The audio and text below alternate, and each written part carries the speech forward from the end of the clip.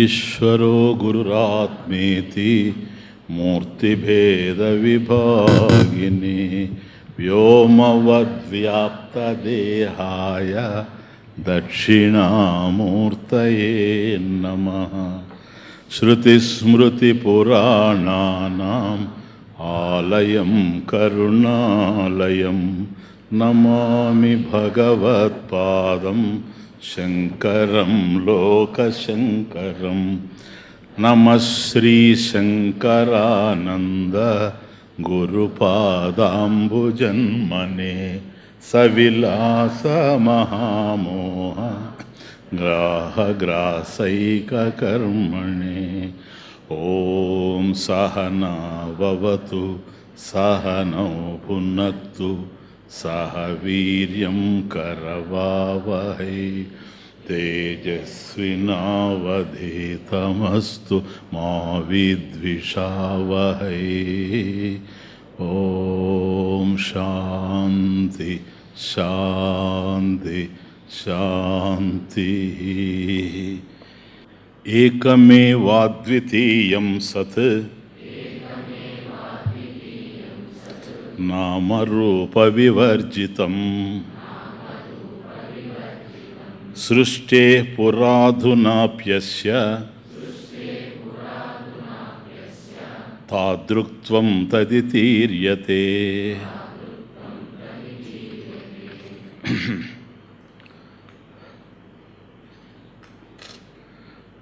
తత్వమసి ఇది మహావాక్యం అఖండార్థబోధక వాక్యం. జీవ బ్రహ్మ అనన్యత్వం ప్రాప్తం.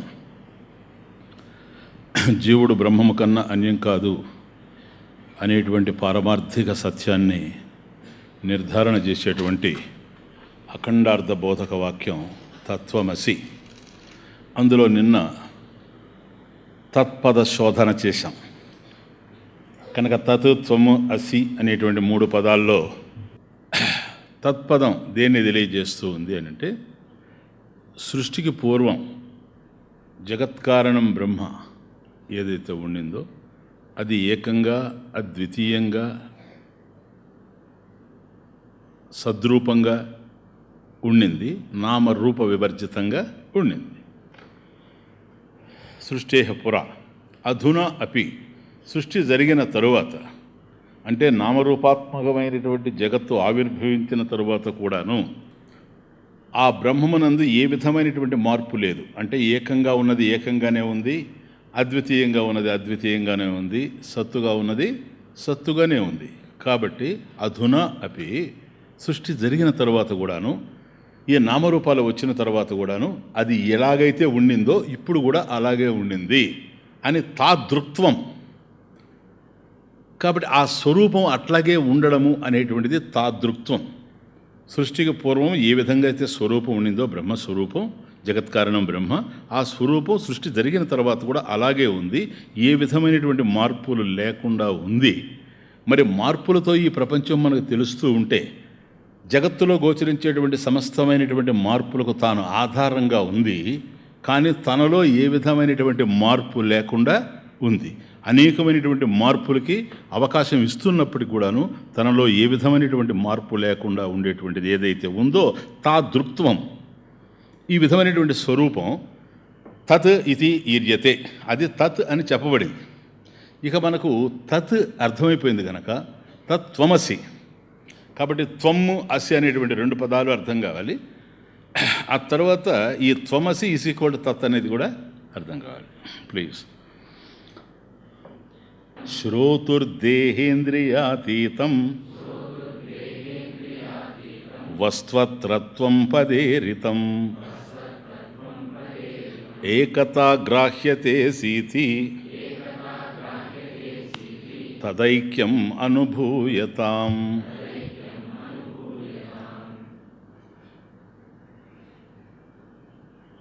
శ్రోతు అంటే ఎవడైతే శ్రవణం చేస్తూ ఉన్నాడో, అంటే డైరెక్ట్గా మీ మీదకు వస్తూ ఉంది విషయాన్ని శ్రవణం చేసేది మీరు కనుక, ఇప్పుడు ఆ శ్రవణం చేసేటువంటి వాడు శ్రోత. శ్రోతు, శ్రోత యొక్క షష్ఠి శ్రోతు. కాబట్టి ఎవడైతే శ్రవణం చేస్తూ ఉన్నాడో అతడి యొక్క దేహేంద్రియాతీతం వస్తు, దేహ ఇంద్రియ అతీతం. కాబట్టి ఆ శ్రోత ఎవడైతే ఉన్నాడో, వింటూ ఉండేటువంటి శ్రోత, అతని యొక్క దేహం అంటే స్థూల దేహం, పంచభౌతికం. ఇంద్రియం, ఇంద్రియాలు అన్నప్పుడు బాహ్యేంద్రియాలు కావచ్చు, అంతరేంద్రియాలు కావచ్చు, కర్మేంద్రియాలు, జ్ఞానేంద్రియాలు, అంతఃకరణ చతుష్టయం, అంతరేంద్రియాలే గనక, కర్మేంద్రియాలకు సహకరించేది కనుక పంచప్రాణాలు, ఆలోచించేటువంటి మనసు, బుద్ధి, ఇవన్నీ చేరిపోతాయి. కాబట్టి దేహ ఇంద్రియ అతీతం. కాబట్టి దేహానికి, దేహాంతర్గతమైనటువంటి ఇంద్రియాలకి అతీతంగా ఉండేటువంటి వస్తువేదైతే ఉందో అది వస్తు అత్ర, వస్త్వత్ర, అది సంధి. వస్తు అత్ర, అత్ర అస్మిన్ వాక్యే తత్వమసి మహావాక్యే. అత్ర ఇక్కడంటే మహావాక్యంలో, ఈ తత్వమసి అనేటువంటి మహావాక్యం ఏదైతే మనం శోధిస్తూ ఉన్నామో, ఈ త్వంపద శోధనకి, ఈ మహావాక్యంలో త్వం పద ఈరితం. కాబట్టి తత్ అంటే ఏమిటో నేను చూసాం. ఇది త్వం పద ఈరితం, త్వం పదేన ఈరితం. ఇది త్వం అనేటువంటి పదం చేత తెలియబడుతూ ఉంది. కాబట్టి తత్ అంటే ఏంటో తెలుసుకున్నాం, క్లియర్గా ఉంది మన మనసులో. ఇప్పుడు త్వం అంటే ఏంటో తెలియాలి. త్వం అంటే నీవు అనేటువంటిది ప్రత్యక్ష భావం, మనకు అందేటువంటి direct meaning. So implied meaning కూడా ఏదో కావాలి దీనికి. శ్రోతు ఎవడైతే వింటూ ఉన్నాడో, వాడి దేహము, ఇంద్రియాలు అంటే స్థూల శరీరము, సూక్ష్మ శరీరం, రెండింటికి కూడా అతీతమైనటువంటి వస్తువు ఒకటి ఉంది అని అర్థమవుతా ఉంది. ఆ వస్తువు ఏదైతే ఉందో అది అత్ర ఈ మహావాక్యంలో త్వం పద ఈరితం, త్వం అనేటువంటి పదం చేత చెప్పబడుతూ ఉంది. ఈరితం ఏకతా గ్రాహ్యతే సీతి, ఏకతా గ్రాహ్యతే అసి ఇతి తదైక్యం అనుభవితాం. కాబట్టి అసి, అయి ఉన్నావు అనేటువంటిది అక్షరం, అది ఏదైతే ఉందో పదం, ఇది ఏకతాగ్రాహ్యతే. ఏది తత్ ఇంతకుముందు చూసిన దానికి, త్వం ఇప్పుడు చూస్తున్న దానికి, ఈ రెండింటికి కూడాను ఐక్యం, అభేదం. ఆ రెండు ఒకటే, తత్ త్వం, ఆ రెండు కూడాను వాటి మధ్యలో భేదం లేదు, అభేదము అనేటువంటి విషయాన్ని అసి ఇతి, అసి ఏకతా గ్రాహ్యతే, ఆ రెండిటి యొక్క ఐక్యాన్ని సూచిస్తూ ఉంది. తదైక్యం, ఈ విధమైనటువంటి అనన్యత్వం, ఐక్యం, అది ఇది వేరే అనేటువంటి ఏకత్వానుభూతి, అది తదైక్యం అనుభూయతాం, నీ అనుభూతిలో నిలిచిపోవాలి. అది తత్వమసి యొక్క లక్ష్యం. తత్వమసి యొక్క వాక్యం మనకి ఏమందిస్తూ ఉందంటే తదైక్యం అనుభూయతాం. మరి అది వేరు ఇది వేరుని కాకుండా, జగత్తు వేరు నీవు వేరు, జగత్కారణమైనటువంటి బ్రహ్మ వేరుని కాకుండా, జగత్కారమైనటువంటి బ్రహ్మ ఏదైతే తత్గా తెలిసిందో ఇంతవరకు, అదే దేహేంద్రియ మనోబుద్ధులకు అతీతంగా ఉండేటువంటి త్వంపదం చేత చెప్పబడుతూ ఉంది. కాబట్టి జగత్ నామరూపాత్మకమైనటువంటి జగత్ మర్చిపోకండి, నామరూప వివర్జితం సత్, నామరూపాత్మకమైనటువంటి జగత్తుకు అతీతంగా ఉండేటువంటి జగత్ కారణం బ్రహ్మ. దేహేంద్రియాలు అనేటువంటి నామరూపాలకు అతీతంగా ఉండేటువంటి చైతన్యం అనేటువంటి ఆత్మ త్వం, తత్ త్వం. ఈ రెండు కూడాను ఒక్కటే అని అసి పదం నిర్దేశిస్తూ ఉంది. అసి ఇతి ఏకతాగ్రాహ్యతే, ఈ రెండు ఒకటే కానీ వేరే అయ్యేందుకు అవకాశం లేదు అనేటువంటి సత్యాన్ని నిర్దేశిస్తూ ఉంది. తదైక్యం, ఈ విధమైనటువంటి ఏకత్వానుభూతి అనుభూయతాం, దీన్ని నువ్వు అనుభవించాలి అంటారు. అనుభవించడం కాదు, నీ అనుభూతిలో ఉండాలి. అనుభవించేదేం లేదు. అనుభవించడం అనేటప్పటికీ అనుభవించేవాడు, అనుభవింపబడేది, అనుభవించడం అనేటువంటి క్రియ త్రిపుటి మళ్ళీ తుంగిదూచే అవకాశం ఉంటుంది. కాబట్టి అక్కడ మళ్ళీ ఏకత్వం దెబ్బతింటుంది. కనుక నీ అనుభూతిలో ఇది నిలిచిపోవాలి అనేటువంటిది విషయం. ప్లీజ్.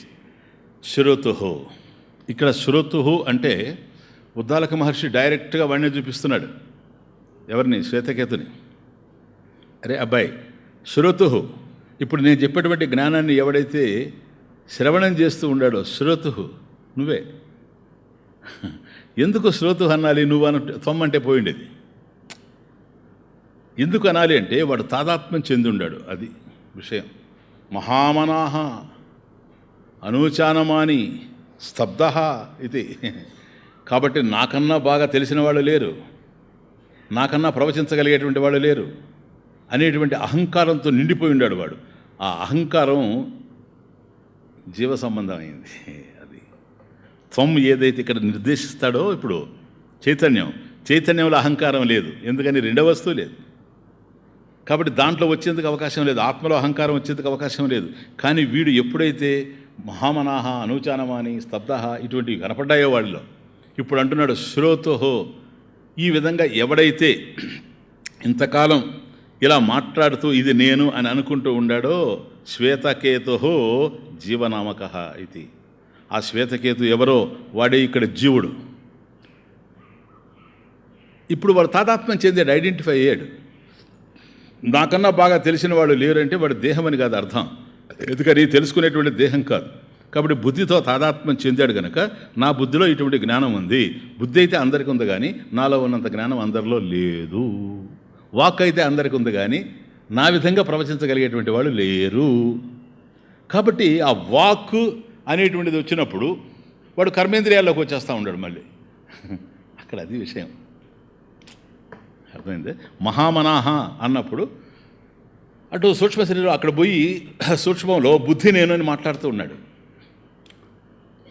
మహామనాహ అనూచానమాని, నాలాగా చక్కగా ప్రవచించేవారు లేరు అన్నప్పుడు కర్మేంద్రియాలతో తాదాత్మ్యం చెందుతున్నాడు. ఇంతకు వీడి కర్మేంద్రియాలా, జ్ఞానేంద్రియాలా, లేకపోతే మనసా? ఒకడే ఇన్నెట్లా అవుతాడు? స్తబ్ధ, అహంకారాన్ని పోతున్నాడు మళ్ళీ.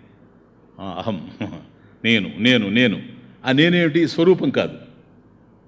అహం బుద్ధి, అహంకార, అహం బుద్ధి. కాబట్టి ఇక్కడే వాడు చూపెట్టినటువంటి ప్రదర్శనల్లోనే ఇన్నిగా తెలుస్తూ ఉన్నాయి. ఇక్కడే వాడు కన్ఫ్యూజ్డ్. అది యాజ్ఞవల్కుడి యొక్క అభిప్రాయం. ఎప్పుడైతే నీ దగ్గర ఈ మూడు కనపడుతూ ఉన్నాయో, పోనీ మూడు కలిపి ఒక లక్షణానికి వచ్చినాయంటే వేరే విషయం. అట్లా లేవు, ఒక్కొక్కటిగా ఉంది కనుక ఎవడైతే తాను కాని దానితో తాను తాదాత్మ్యం చెంది తద్వారా అహం బుద్ధిని పెంచుకొని అహం నేను అహం అహం అంటున్నాడో జీవనామక, ఎవడైతే వాడే జీవుడు అని పిలువబడుతూ ఉన్నాడు, వాడే జీవుడు. ఆ జీవుడే శ్రోతు. ఇక్కడ వినేటువంటి వాడు వాడే. కాబట్టి ఎవడైతే ఇక్కడ వింటూ ఉన్నాడో తానే జీవుడు అనేటువంటి భ్రాంతిలో పడినటువంటి వాడు ఎవడైతే శ్రవణం చేస్తూ ఉన్నాడో జీవభ్రాంతి నుండి విడిపడడానికి, శ్రవణం చేసేది ఎందుకు? జీవభ్రాంతి నుంచి విడిపడడానికి, బ్రహ్మైక్యానికి. కాబట్టి జీవభ్రాంతి నుంచి విడిపడాలని ఎవడైతే ప్రయత్నం చేస్తున్నాడో శ్రోతోహో, అటువంటి శ్రోత యొక్క దేహ ఇంద్రియాతీతం. కాబట్టి దేహేంద్రియాదులు నామరూపాలు, అవునా కాదా? దేహేంద్రియాదులు నామరూపాలు. కాబట్టి నామరూపాలతో తాదాత్మ్యం చెంది ఉండడం. ఒకసారి నిన్నటి కనుక అన్వయించుకొని చూస్తే నామరూపాలు ఉన్నప్పుడు కూడా బ్రహ్మం ఉంది, నామరూపాలు లేని దశలో కూడా బ్రహ్మం ఉంది. సృష్టి పురా అధునా అపి సృష్టి జరిగిన తర్వాత కూడాను నామరూపాలు వచ్చినప్పుడు కూడాను బ్రహ్మమే ఉంది. తాదృక్త్వం, దాంట్లో ఏ విధమైనటువంటి మార్పు లేదు. అట్లాగే చైతన్యమైనటువంటి నీవు దేహేంద్రియ మనోబుద్ధులు అనేటువంటి ఈ నామరూపాలు ఉండేటప్పుడు కూడాను నువ్వు చైతన్యంగానే ఉన్నావు. అది అసలు imply, that is the meaning imply. చైతన్యంగానే ఉన్నావు. దేహేంద్రియ మనోబుద్ధులతో సంబంధాలు కలిగి ఉన్నప్పుడు కూడాను నువ్వు చైతన్యమై ఉన్నావు. ఇది కలిగితే జ్ఞానం కలిగినట్లే అయిపోయింది. కానీ ఆ జ్ఞానం లేదు. ఇక్కడ తాదాత్మ్యం చెందినప్పుడు నేనే అవి అనేటువంటి భావనతో ఉన్నావు. నేనే దేహము. ఎప్పుడైతే నేను దేహం అన్నావో దేహ సంబంధమైనటువంటి బాధలన్నీ నీవే. దేహం పుట్టింది కనుక నేను పుట్టాను, దేహం చస్తుంది కనుక నేను చస్తాను, దేహానికి రోగం వచ్చింది కనుక నాకు కూడా రోగం వచ్చింది. మనసుకు పోయినప్పుడు మనసులో ఉండేటువంటి రుగ్మతలన్నీ కూడా నా రుగ్మతలే. ఇవన్నీ ఐడెంటిఫికేషన్, సెల్ఫ్ ఐడెంటిఫికేషన్. కాబట్టి ఎప్పుడైతే తాదాత్మ్యం చెందుతున్నాడో, దేహేంద్రియ మనోబుద్ధులతో తాదాత్మ్యం చెందుతున్నాడు, వాస్తవానికి వాడు అది కాదు. దేహేంద్రియాదులు కేవలం నామరూపాలు. కాబట్టి దేహం ఫస్ట్ నెంబర్ 1 దేహ, ఇది స్థూల శరీరము. దేహ స్థూల శరీరము. ఈ స్థూల శరీరము నడవడానికి లోపల ఏదైతే కారణమయ్యిందో అది సూక్ష్మ శరీరము, అది ఇంద్రియాలు. ఇక్కడ ఇంద్రియ అనేటువంటి శబ్దం వాడినప్పుడే సూక్ష్మ శరీరం అని మనం అర్థం చేసుకోవాలి. సూక్ష్మ శరీరం అంటే ఎన్ని? సప్తదశ కళాభిహి. ఇంతకుముందే వచ్చింది కదా మీకు ద్వైత ప్రకరణంలో, సప్తదశ కళాభిహి. కాబట్టి 5 జ్ఞానేంద్రియాలు, 5 కర్మేంద్రియాలు, 5 ప్రాణాలు, 5 మనసు బుద్ధి. ఈ 17 లక్షణాలతో కూడినటువంటి సూక్ష్మ శరీరం ఏదైతే ఉందో అది ఇంద్రియ శబ్దం చేత తెలియబడుతూ ఉంది. కాబట్టి శ్రోతు ఎవడైతే వింటూ ఉన్నాడో వీడు దేహం కన్నా అతీతమైనవాడు,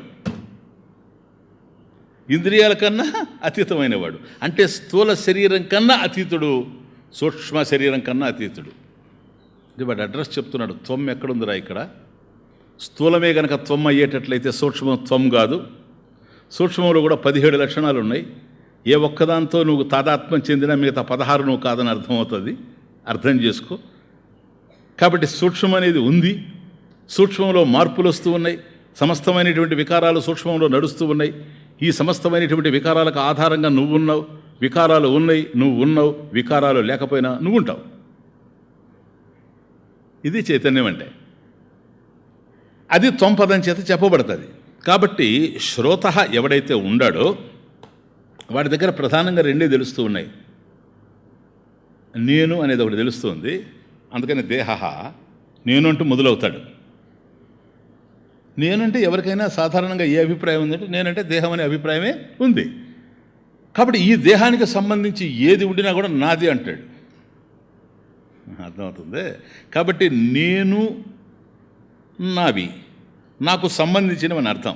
కాబట్టి దేహ ఇంద్రియాలు అన్నప్పుడు తాను అంటే తాను ఎప్పుడు దేహంతోనే తెలుస్తూ ఉన్నాడు. తనకు సంబంధించినటువంటి సూక్ష్మ శరీరము, ఇంద్రియ మనోబుద్ధులు, ఈ రెంటికి కారణంగా హేతువుగా ఏదైతే తెలుస్తూ ఉందో ఆ 2 తాను కాకపోయినా తాను అనుకోవడానికి హేతువేంటి? అజ్ఞానం. అజ్ఞానం ఏంటి? కారణ శరీరం. అది కారణ శరీరం. కాబట్టి ప్రత్యేకించి కారణ శరీరాన్ని చూపకపోయినా శ్రోతుర్దేహేంద్రియాతీతం అన్నప్పుడు శ్రోతు దేహేంద్రియాతీతం. కాబట్టి స్థూల సూక్ష్మాలు ఎప్పుడైతే అనడం జరిగిందో స్థూల సూక్ష్మాల్లోనే నేను నాది అనేది తెలుస్తూ ఉంది. వాస్తవానికి అజ్ఞానం అనేది లేకపోతే ఈ విధమైనటువంటి ఆలోచన కదలడానికి అవకాశం లేదు. అజ్ఞానం దేనికి సంబంధించిందంటే స్థూలానికి కాదు, సూక్ష్మానికి కాదు, కారణానికి సంబంధించింది. ఇది కారణ శరీరం సుషుప్తిలో ఉంది, అది అజ్ఞానం. కాబట్టి కారణ శరీరేణ సహా, అది కారణ శరీరంతో కలిసి బాగా అర్థం చేసుకోండి. నిన్న కూడా చెప్పాను సరైన కార్యకారణ సంఘాతేన సహా. అంటే దేహం ఇప్పుడు మనం జగత్ అనేటప్పటికి ఏం చేస్తారంటే మొదటి పొరపాటు, జగత్తు అంటే తాను జగత్తుని గురించి మాట్లాడుతున్నాడు కనుక తను జగత్తు కన్నా వేరనుకుంటాడు. ఇక్కడ మొదటి మిస్టేక్ జరిగేది. జగత్తు అన్నప్పుడే యు ఆర్ ఇంక్లూడెడ్ సార్. ఎందుకని? జగత్తు కన్నా నువ్వు వేరుగా లేవు. అసలు జగత్తులో ఏది ఉందో అదే నీ దగ్గర కూడా ఉండేది. ఆ పంచభూతాలు నీ దగ్గర కూడా ఉన్నాయి. కాబట్టి జగత్తు అన్నప్పుడు నామరూపాలతో కలిసింది అంతా కలిసి జగత్తు కనుక నామరూపాత్మకమైనటువంటి జగత్తులో నీ దేహం కూడా ఇంక్లూడ్ అయి ఉంది. కాబట్టి ఇది కూడా నామరూపాలే. ఈ దేహం ఏదైతే ఉందో ఇది నామరూపాలతోనే మనకు తెలుస్తూ ఉంది. Please understand. కాబట్టి ఈ దేహము, ఇది నడపడానికి కారణమైనటువంటి సూక్ష్మ శరీరము, ఈ రెండు ఏర్పడడానికి ఏదైతే హేతువుగా తెలుస్తూ ఉందో అజ్ఞానం, ఆ అజ్ఞానమే కారణ శరీరం అయి ఉంది కనుక కారణ శరీరంతో కలిసి స్థూల సూక్ష్మ కారణ శరీరాల వల్ల జీవనామకం, నేను జీవుణ్ణి అనేటువంటి భావన ఏర్పడుతూ ఉంది. వాడే శ్రోతు. ఆ శ్రోతు శ్వేతకేతు నామక ఇది. వాడే శ్వేతకేతు అనేటువంటి పేరుతో పిలువబడుతూ ఉన్నాడు. కాబట్టి శ్వేతకేతు, నువ్వు వినాలనుకుంటున్నది విను, ఇప్పుడు చెప్తున్నాను. కాబట్టి శ్రవణం చేసేవాడు ఎవడైతే ఉన్నాడో వాడి యొక్క స్థూల సూక్ష్మ కారణ దేహాలకు అతీతంగా ఒక వస్తువు ఉంది. అది ఉండడం వలనే ఈ దేహాలన్నీ కూడా చరిస్తూ ఉన్నాయి. లేనప్పుడు అది గనక లేకుండా పోతే ఈ స్థూలం నుంచి సూక్ష్మం విడిపోతూ ఉంది. స్థూలం నుంచి సూక్ష్మం విడిపోవడమే మృత్యు అవుతూ ఉంది. మనిషి చచ్చిపోవడం అంటే అది. కానీ ఆ దేహం అక్కడే పడుంది. కాబట్టి ఏ దేహాన్ని అయితే నేను అని పలుకుతూ వచ్చాడో ఆ దేహం ఇప్పుడు ఉంది, కానీ నేను అని పలికేటువంటి అవకాశం లేదు. ఎందుకని? శ్రోత ఈజ్ అబ్సెంట్. కాబట్టి దేహం ఉండినా కూడాను శ్రోత ఎప్పుడైతే యాబ్సెంట్ అయిపోయాడో, లేకుండా పోయాడో, దేహం శ్రోత కాదని మనకు తెలిసిపోతూ ఉంది. కానీ శ్రోతకి దేహం ఉంది. అండర్స్టాండ్? శ్రోతకి దేహం ఉంది, కానీ దేహం మాత్రం శ్రోత కాదు. ఒకవేళ నువ్వు దేహం శ్రోతేనని నువ్వు అనుకున్నా శ్రోత మాత్రం దేహం కాదు. క్లియర్? కాబట్టి శ్రోతు ఎవడైతే శ్రవణం చేస్తూ ఉన్నాడో వాడికి దేహ ఇంద్రియాతీతం వస్తువు. కాబట్టి క్లియర్గా తెలుస్తూ ఉంది. ఇది ఉంది అన్నప్పుడే అది ఉందని అర్థం. కీలకమైన విషయం. అది ఉందని చెప్పడానికి ఇది అవసరం లేదు. చైతన్యం ఉంది అని చెప్పడానికి జడం అవసరం లేదు. అవసరం? మట్టి ఒకటి ఉంది అని నిర్ధారణ చేయడానికి కుండ కావాలనా?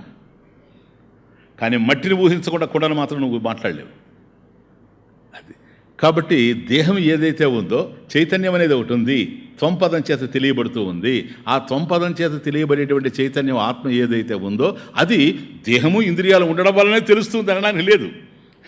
అది ఉండడం వల్ల ఇవి ఉన్నాయి, ఇవి లేకపోయినా కూడా అది ఉంటుంది. అదే దాని యొక్క అనన్యత్వం. ప్లీజ్. వస్తు అత్ర త్వంపదే పద ఈరితం, త్వంపద ఈరితం, త్వంపదేన ఈరితం ఇది తృతీయ. త్వంపదేన ఈరితం, త్వం అనేటువంటి పదం చేత చెప్పబడుతూ ఉంది. కాబట్టి తత్ త్వం ఈ రెండు ఏవైతే ఉన్నాయో ఈ రెండు ఒక్కటే నిర్ధారణ చేసేటువంటిది అసి పద నిర్దేశం.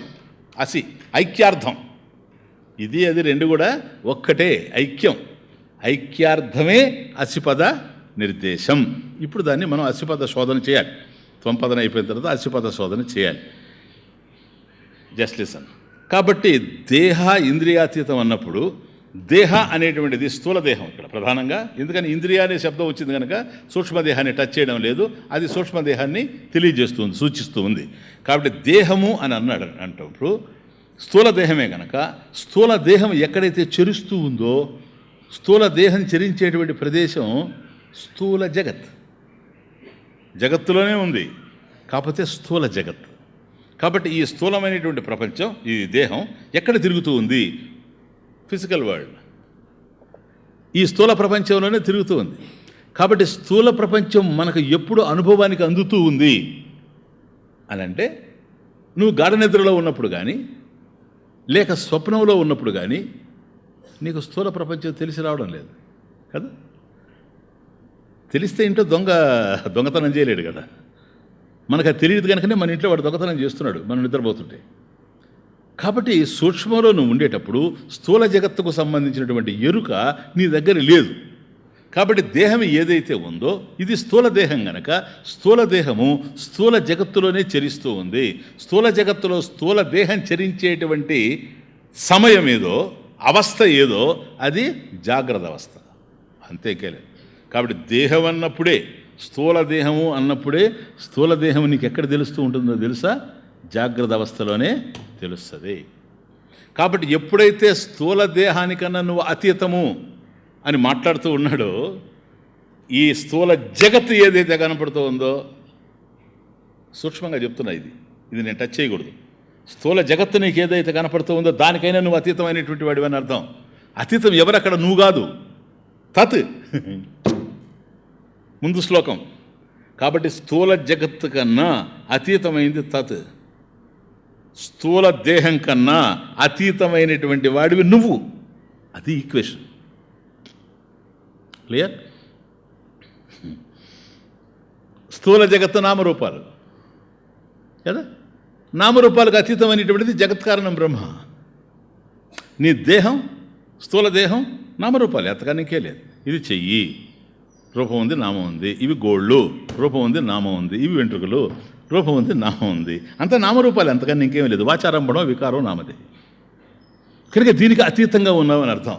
కాబట్టి స్థూల జగత్తులో, జాగ్రత్త అవస్థలో ఏ దేహమైతే తిరుగుతూ ఉందో అది నువ్వు కాదు అన్నప్పుడు, దానికి అతీతంగా ఉన్నావు అన్నప్పుడు, అక్కడ బ్రహ్మం ఎట్లాగైతే జగత్కారణమైనటువంటి బ్రహ్మ నామరూపాత్మకమైనటువంటి ఈ జగత్తు కన్నా అతీతంగా ఉందో, అట్లాగే ఈ జగత్తు కన్నా, స్థూల జగత్తు కన్నా, ఈ స్థూల జగత్తులో చరించేటువంటి స్థూల దేహం కన్నా అతీతమైనటువంటి వస్తు అత్ర త్వం పదేన ఈరితం.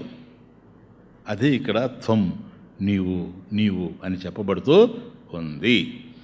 కాబట్టి శ్రోతు దేహ, ఇంద్రియ, ఇది సూక్ష్మ దేహం.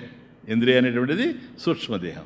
ఇక్కడ ఏ విధంగానూ స్థూల దేహం ఎంటర్ అయ్యే అవకాశమే లేదు. స్థూల దేహం నిద్రపోతూనే ఉంది, అక్కడే ఉంది. కాబట్టి జాగ్రత్త అవస్థ అక్కడ తెలిసి రావడం లేదు. చూడండి, ఎప్పుడైతే స్థూల దేహం మెలకువలో లేదో, చేతనంగా లేదో, స్థూల దేహం చేతనంగా లేనప్పుడు స్థూల జగత్తు తెలిసి రాదు. స్థూల దేహానికి స్థూల జగత్తు ఎప్పుడైతే తెలిసి వచ్చే అవకాశం లేదో అక్కడ జాగ్రత్త అవస్థ లేదు. మూడు ఒక్కసారి ఎగిరాయి. ఇప్పుడు బ్యాక్ అయితే అక్కడి నుంచి విత్డ్రాయి వచ్చినప్పుడు స్వప్నావస్థ. ఎందుకని? సూక్ష్మ శరీరం. సప్తదశ కళాభి, ఆ 17తో అక్కడ తెలుస్తూ ఉంది, ఇక్కడెక్కడా లేదు. స్థూలం వదిలేస్తేనే సప్తదశ కళాభిలో స్థూలదేహం లేదు. 5 జ్ఞానేంద్రియాలు, 5 కర్మేంద్రియాలు, 5 ప్రాణాలు, మనసు, బుద్ధి, అంత సూక్ష్మదేహమే. ఇది స్వప్నావస్థలో కలను గంటూ ఉండడం అనేటువంటిది మనం చూస్తూ ఉన్నాం. అది కేవలం స్వప్నావస్థ, మనోనిర్మితమైనటువంటి ప్రపంచం.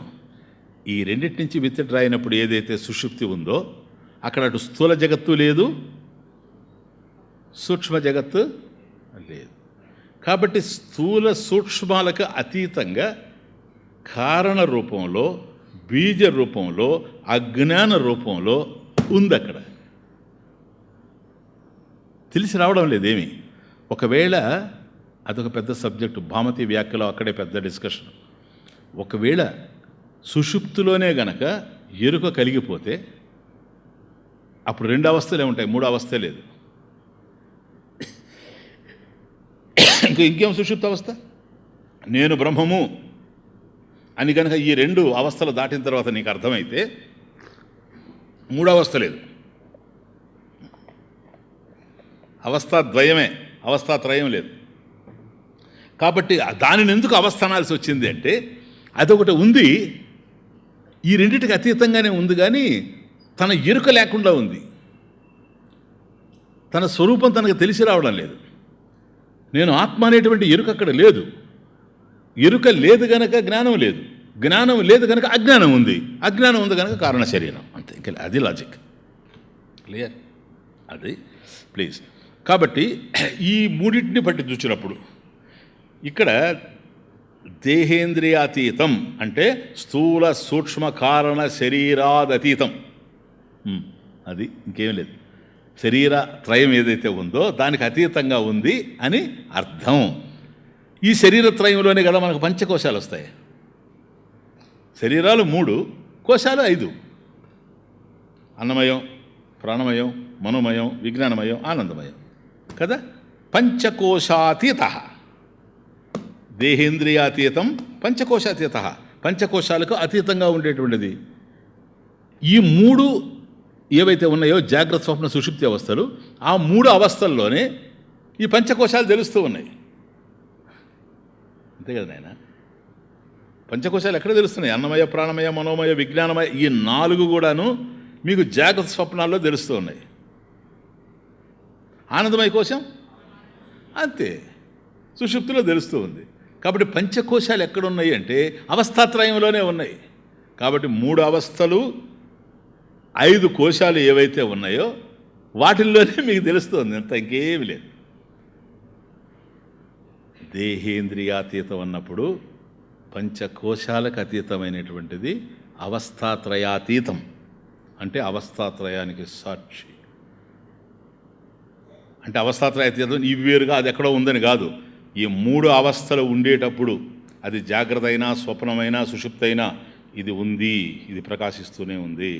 చైతన్యం ప్రకాశిస్తూనే ఉంది. జాగ్రత్త అవస్థ పోయి స్వప్నావస్థ వచ్చిందంటే స్వప్నాన్ని ప్రకాశింపజేస్తూ ఉంది. మళ్ళీ మేలుకున్నాడు అనుకోండి, జాగ్రత్తను ప్రకాశింపజేస్తూ ఉంది. అప్పుడే దేహానికి ఇరుకుంటుంది, జాగ్రత్త ప్రపంచం తెలుస్తుంది, స్థూల జగత్తు తెలుస్తుంది. స్థూల సూక్ష్మాల నుంచి విడిపడి కారణదేహంగా వచ్చినప్పుడు ఏమీ తెలియకుండా పడుంటే ఆ ఏమీ తెలియకుండా ఉన్నాడు అనేది ఉంది. దేనివల్ల తాను నాకేమీ తెలియడం లేదని చెబుతున్నాడు? ఏది లేకపోయినా తాను ఉన్నాడు. కాబట్టి ఆ వస్తువు ఏదైతే ఉందో అత్ర త్వంపదే ఏరితం, త్వంపదేనా ఏరితం ఇది. కాబట్టి ఈ 3 అవస్థలు కానీ, ప్లీజ్ ఇక్కడ దాన్ని వేరు చేయాలి, డిస్టింగ్విష్ చేయాలి. ఈ 3 అవస్థలు కానీ 5 కోశాలు కానీ వీటిని బాగా మనం పరిశీలిస్తే ప్రధానంగా ఈ 5లో 3 గుణాలు మనకు కనపడతాయి బాగా. ఏంటో తెలుసా? నంబర్ 1 వికారి, నంబర్ 1 వికారి, మోడిఫికేషన్. అతీతంగా ఉండే దాంట్లో కనపడదు ఇది.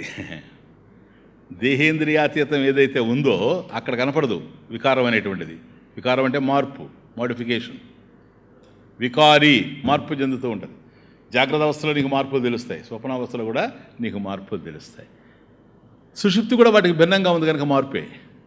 అవస్థ అంటేనే మార్పు అని అర్థం. కాబట్టి మొదట ఒక వికారం తెలుస్తూ ఉంటుంది ఎక్కడైనా, మార్పు మార్పు మార్పు మార్పు. వికారిత్వాత్, వికారిత్వాత్. నంబర్ 2 వినాశి. అలా వికారం చెందుతూ ఉండేటువంటిది నశించిపోతూ కనపడుతుంది. ఎక్కడైనా సరే అంతే, మార్పు జరిగింది అంటే, ఏదైనా మార్పు జరుగుతూ ఉందంటే ఒకప్పుడు డెస్ట్రక్షన్ అంతే, ఇంకేం లేదు. వినాశి, మారుతూ కనుమరుగైపోద్ది. విపరిణమితేనైనా, విపరిణమితే అపక్షీయతే వినశ్యతి అంతే. కాబట్టి ఎక్కడైతే మార్పు ఉంటుందో, వికారత్వం ఎక్కడైతే ఉంటుందో అక్కడ వినాశత్వం కూడా మనకు తెలుస్తూనే ఉంటుంది. వినాశి. ఇలా ఎందుకని జరుగుతూ ఉంది స్వామీజీ? 3వ గుణం కనపడుతుంది సూక్ష్మంగా చూస్తే. దృశ్యవత్, దృశ్యమానంగా ఉంది కనుక, నీకు గోచరిస్తూ ఉంది కనుక, that is the object of your knowledge. దృశ్యవత్, దృశ్యమానం.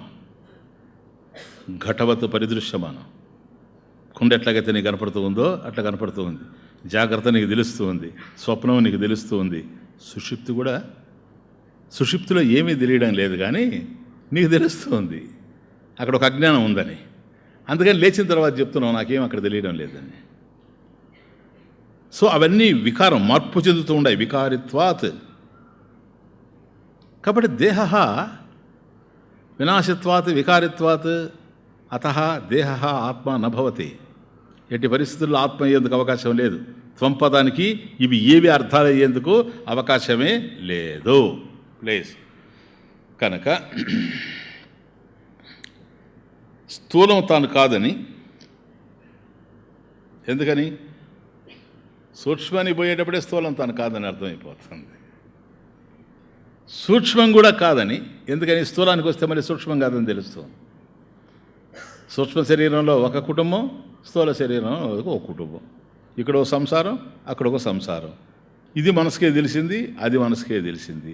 ఆ మనసుకి తెలిసినటువంటి స్వప్న ప్రపంచం అబద్ధమైనప్పుడు ఆ మనసుకే తెలిసిన జాగ్రత్త ప్రపంచం కూడా అబద్ధమే, సత్యమయ్యేందుకు అవకాశం లేదు. ఎందుకంటే మనోమాత్ర జగత్, కేవలం మనసు సృష్టించేటువంటి ప్రపంచం మాత్రమే ఇది. కాబట్టి ఈ రెండింటి గురించి ఆలోచించేటువంటి కారణదేహం ఏదైతే ఉందో అది తెలుస్తుంది. ఇవన్నీ నేను కాదు, ఎందుకని ఇవన్నీ మార్పు చెందుతూ ఉన్నాయి, వికారిత్వంతో ఉన్నాయి. నశించిపోతూ ఉన్నాయి, దృశ్యంగా తెలుస్తూ ఉన్నాయి. దృగ్బ్రహ్మ దృశ్యం మాయ. కాబట్టి ఏదైతే కనపడుతూ ఉందో అది మిథ్య. ఎందుకని గోచరం అవుతూ ఉంది కనుక. గోచరం అయింది అంటే పరిమితమైంది అని అర్థం. దేశవత్, కాలవత్, వస్తువత్ పరిమితంగా కనపడుతూ ఉంది. అటువంటి పరిమితమైనటువంటిది అంతం కలిగి ఉంటుంది. ఎందుకని అపరిమితమైంది ఏదో, అపరిచ్ఛిన్నమైంది ఏదో, అదే అనంతం గనక. ఆత్మ అనంతము, ఇది అనంతం అయ్యేందుకు అవకాశం లేదు. పరిచ్ఛిన్న దోషంతో ఇది తెలుస్తూ ఉంది. Common logic. సరే, దీని మీద మనం పంచకోశ వివరణ చూసినప్పుడు, అవస్థాత్రయాన్ని గురించి మనం డిస్కస్ చేసినప్పుడు చాలా నిగూఢంగా వెళ్ళి చర్చించాం. చాలా విస్తరించి కూడా మనం అర్థం చేసుకున్నాం ఈ విషయాలు. ఆ విధంగా అన్నిటినీ నిషేధిస్తూ పోయిన తర్వాత, ఎందుకని దేహేంద్రియాతీతం అంటున్నాడు గనక, దేహం నేను కాదు, ఘటద్రష్ట ఘటాత్ భిన్న, దేహద్రష్ట దేహాత్ భిన్న, కుండను చూచేవాడు కుండ కన్నా వేరుగా ఉన్నాడు, దేహాన్ని కూడా నేను చూస్తున్నాను కనుక దేహం కన్నా వేరుగా ఉన్నాను, దేహం జడవత్ పరిదృశ్యమానం, ఎప్పుడు కనపడుతూ ఉంది, కాబట్టి ఇది నేను అయ్యేందుకు అవకాశం లేదు అని అనేకమైనటువంటి తర్కాన్ని ఉపయోగించి, యుక్తిని ఉపయోగించి, ప్రమాణాన్ని, శాస్త్రాన్ని ఆధారంగా తీసుకొని విశ్లేషణ చేసిన తర్వాత నేను దేహం కాదని నిర్ణయం అయినప్పుడు ఇంక నువ్వేమిటి సూక్ష్మం కూడా కాదని నిర్ణయం అయిన తర్వాత అంతఃస్థానాత్ లోపలే జరుగుతూ ఉంది కనుక, లోపల జరిగేటువంటి ప్రపంచానికి బాహ్యంలో ఏ విధమైనటువంటి రుజువులు లేవు కనుక, అంతర్గతంగా మన స్వప్నంలో జరిగినటువంటి ప్రపంచంలో ఏ అనుభూతులు అయితే పొందామో అవి వచ్చి మళ్ళీ బాహ్య ప్రపంచంలో మనం చర్చిస్తే సమాధానాలు రావడం లేదు కనుక, ఎవరికైతే మనం కల్లో అప్పించామో వాడికి బయటకు వచ్చి నిద్ర లేచిన తర్వాత వాడి ఇంటికి పోయి అడిగితే వాడు ఇవ్వడం లేదు కనుక, అసలు అంగీకరించడం లేదు కనుక, ఇది సత్యం కాదని మనకే అర్థమైపోతూ ఉంది కనుక, అంతఃస్థానాత్ ఒక పరిమితమైనటువంటి ప్రదేశంలో జరుగుతూ ఉంది కనుక, ఇటువంటి అనేకమైనటువంటి హేతువుల చేత, తర్కం చేత ఇవేవి కూడా నేను అయ్యేందుకు అవకాశం లేదు. స్థూల దేహం నేను కాదు, సూక్ష్మదేహం నేను కాదు, జాగ్రత్త స్వప్నాలు నేను కాదు కనుక దేహ ఇంద్రియాతీతం. క్లియర్? అంటే ఇవన్నీ నిషేధించావా లేదా నువ్వు? అన్నీ నిషేధించిన తర్వాత ఏదైతే మిగిలిందో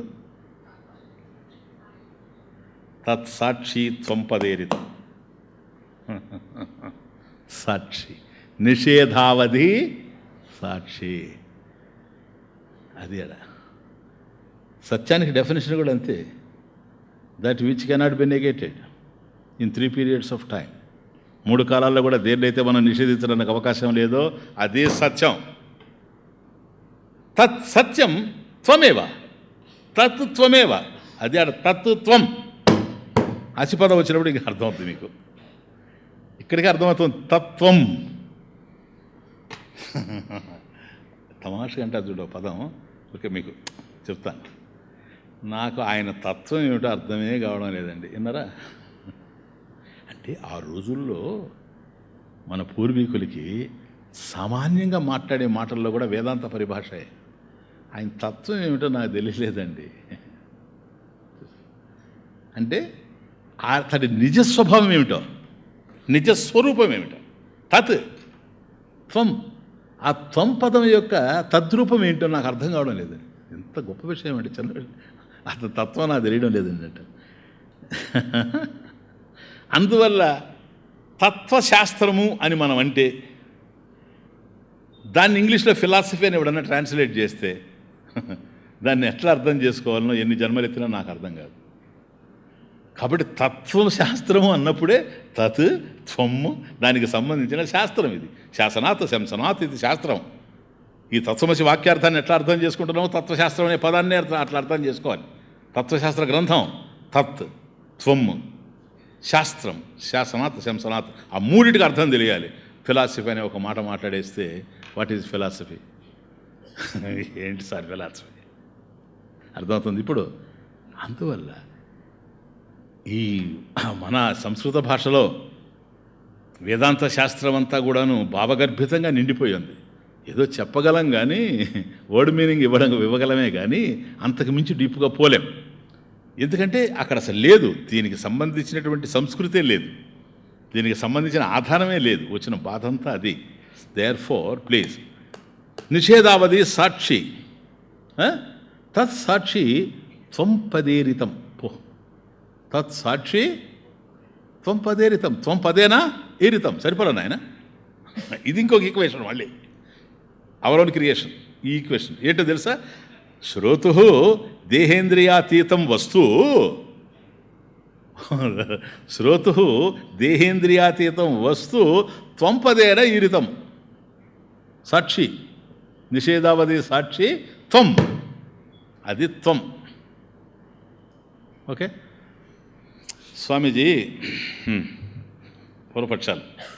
స్వామీజీ, నేను ఇంతవరకు అనుకున్నది ఒకటి, ఇప్పుడు అనవసరంగా మీరు వచ్చేసి నన్ను గందరగోళం చేసింది రెండు. ఏంటయ్యా నువ్వేమనుకున్నావు, నేనేం చేశాను? నేను ఇంతవరకు దేహం అనుకున్నాను, సరే అది నీ కర్మ. నేను మనసు అనుకున్నాను, నేను బుద్ధి అనుకున్నాను, నేను కన్ను అనుకున్నాను, నేను మరొకటి అనుకున్నాను, నేను అజ్ఞానం అనుకున్నాను. అది కూడా అంటాడు కదా, నేను అజ్ఞానిని అని ఒప్పుకుంటాడు.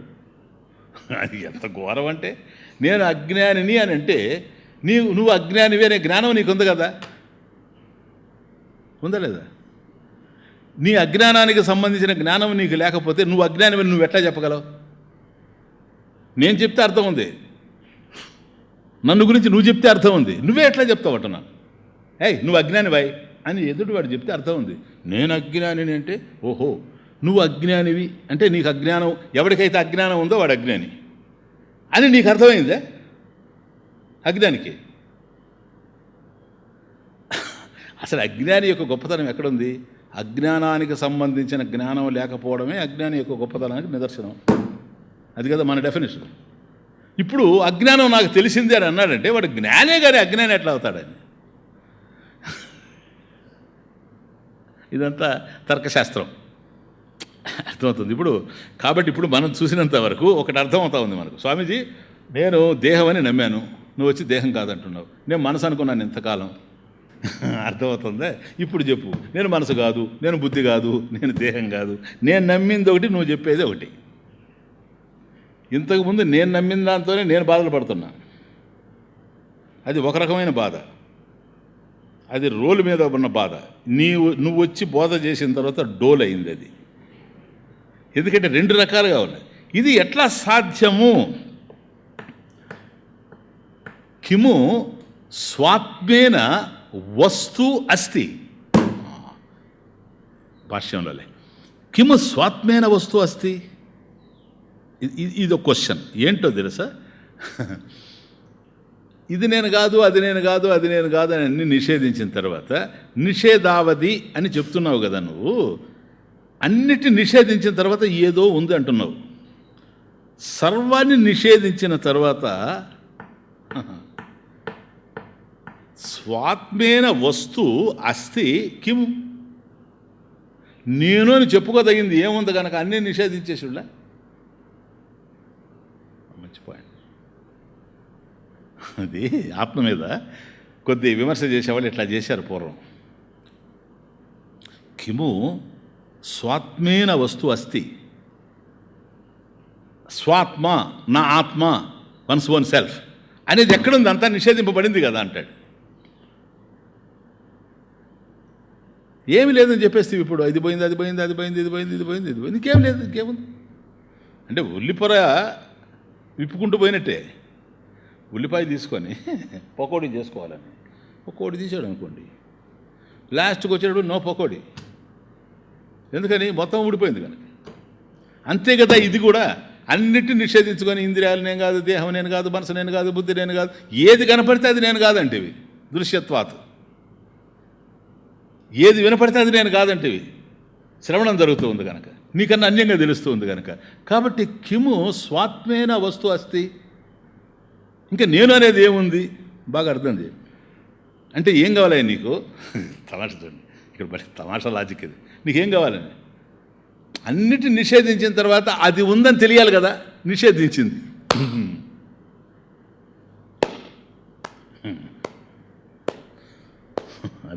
అది ఉందని నువ్వు అంటున్నావు, నిషేధావధి సాక్షి అని. ఉందో లేదో ఏం తెలుసు? అన్నిటిని నిషేధించిన తర్వాత సాక్షి అనేది ఒకటి ఉందని నువ్వు చెప్తున్నావయ్యా. నీ మాటే నాకు ఆధారం, నాకు తెలియడం లేదు. అన్నిటిని నిషేధించిన తర్వాత ఆ నిషేధావధి సాక్షి ఏదైతే ఉందో, ఆల్ విట్నెస్, అది ఉన్నట్టు కనుక నాకు తెలిసిందంటే అది ఉన్నట్టు. ఇది ఒక లాజిక్ కదా, బాగుండా? ఏది నన్ను చూస్తారా?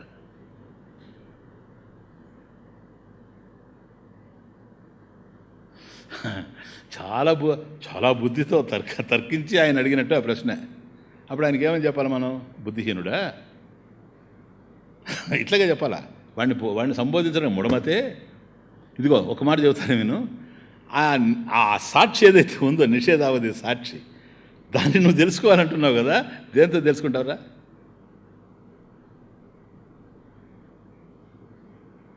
ఇప్పుడు నేను దాన్ని చూపెడబోతా నేను, నువ్వు దేంతో తెలుసుకుంటావు చెప్పు అని. ఏం చెప్తాడు వాడు? బుద్ధితోనే కదా తెలుసుకోవాలి, జ్ఞానం కదా, బుద్ధితోనే తెలుసుకోవాలి. బుద్ధితో అన్నాడు అనుకోండి, బుద్ధి ఉందా నీకు? ఎందుకని? బుద్ధికి అతీతమైంది కదా, బుద్ధి కూడా నెగెటెడ్ కదా స్వామి.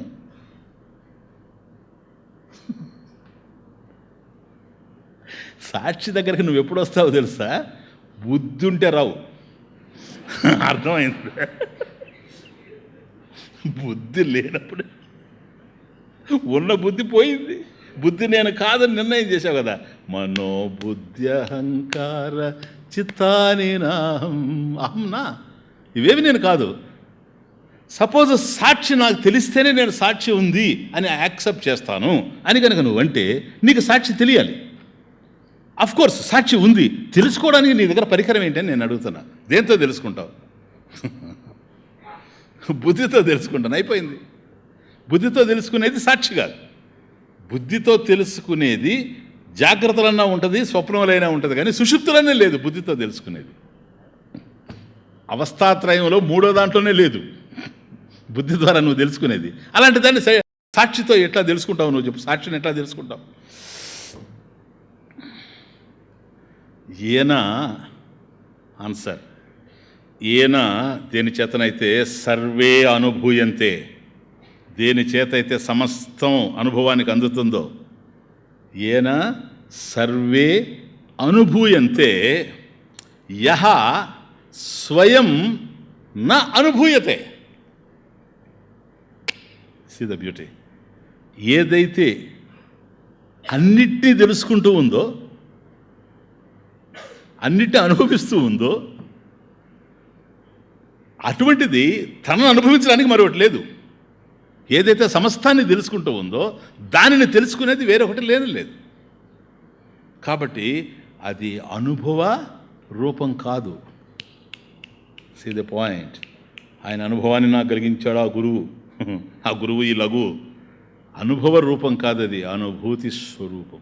అందుకని ఆచార్యుల వారు అపరోక్ష అనుభూతి, పరోక్షత్వం లేదు, పరిచ్ఛిన్నత్వం లేదు, అపరోక్షం, ఇమ్మీడియట్ అవేర్నెస్.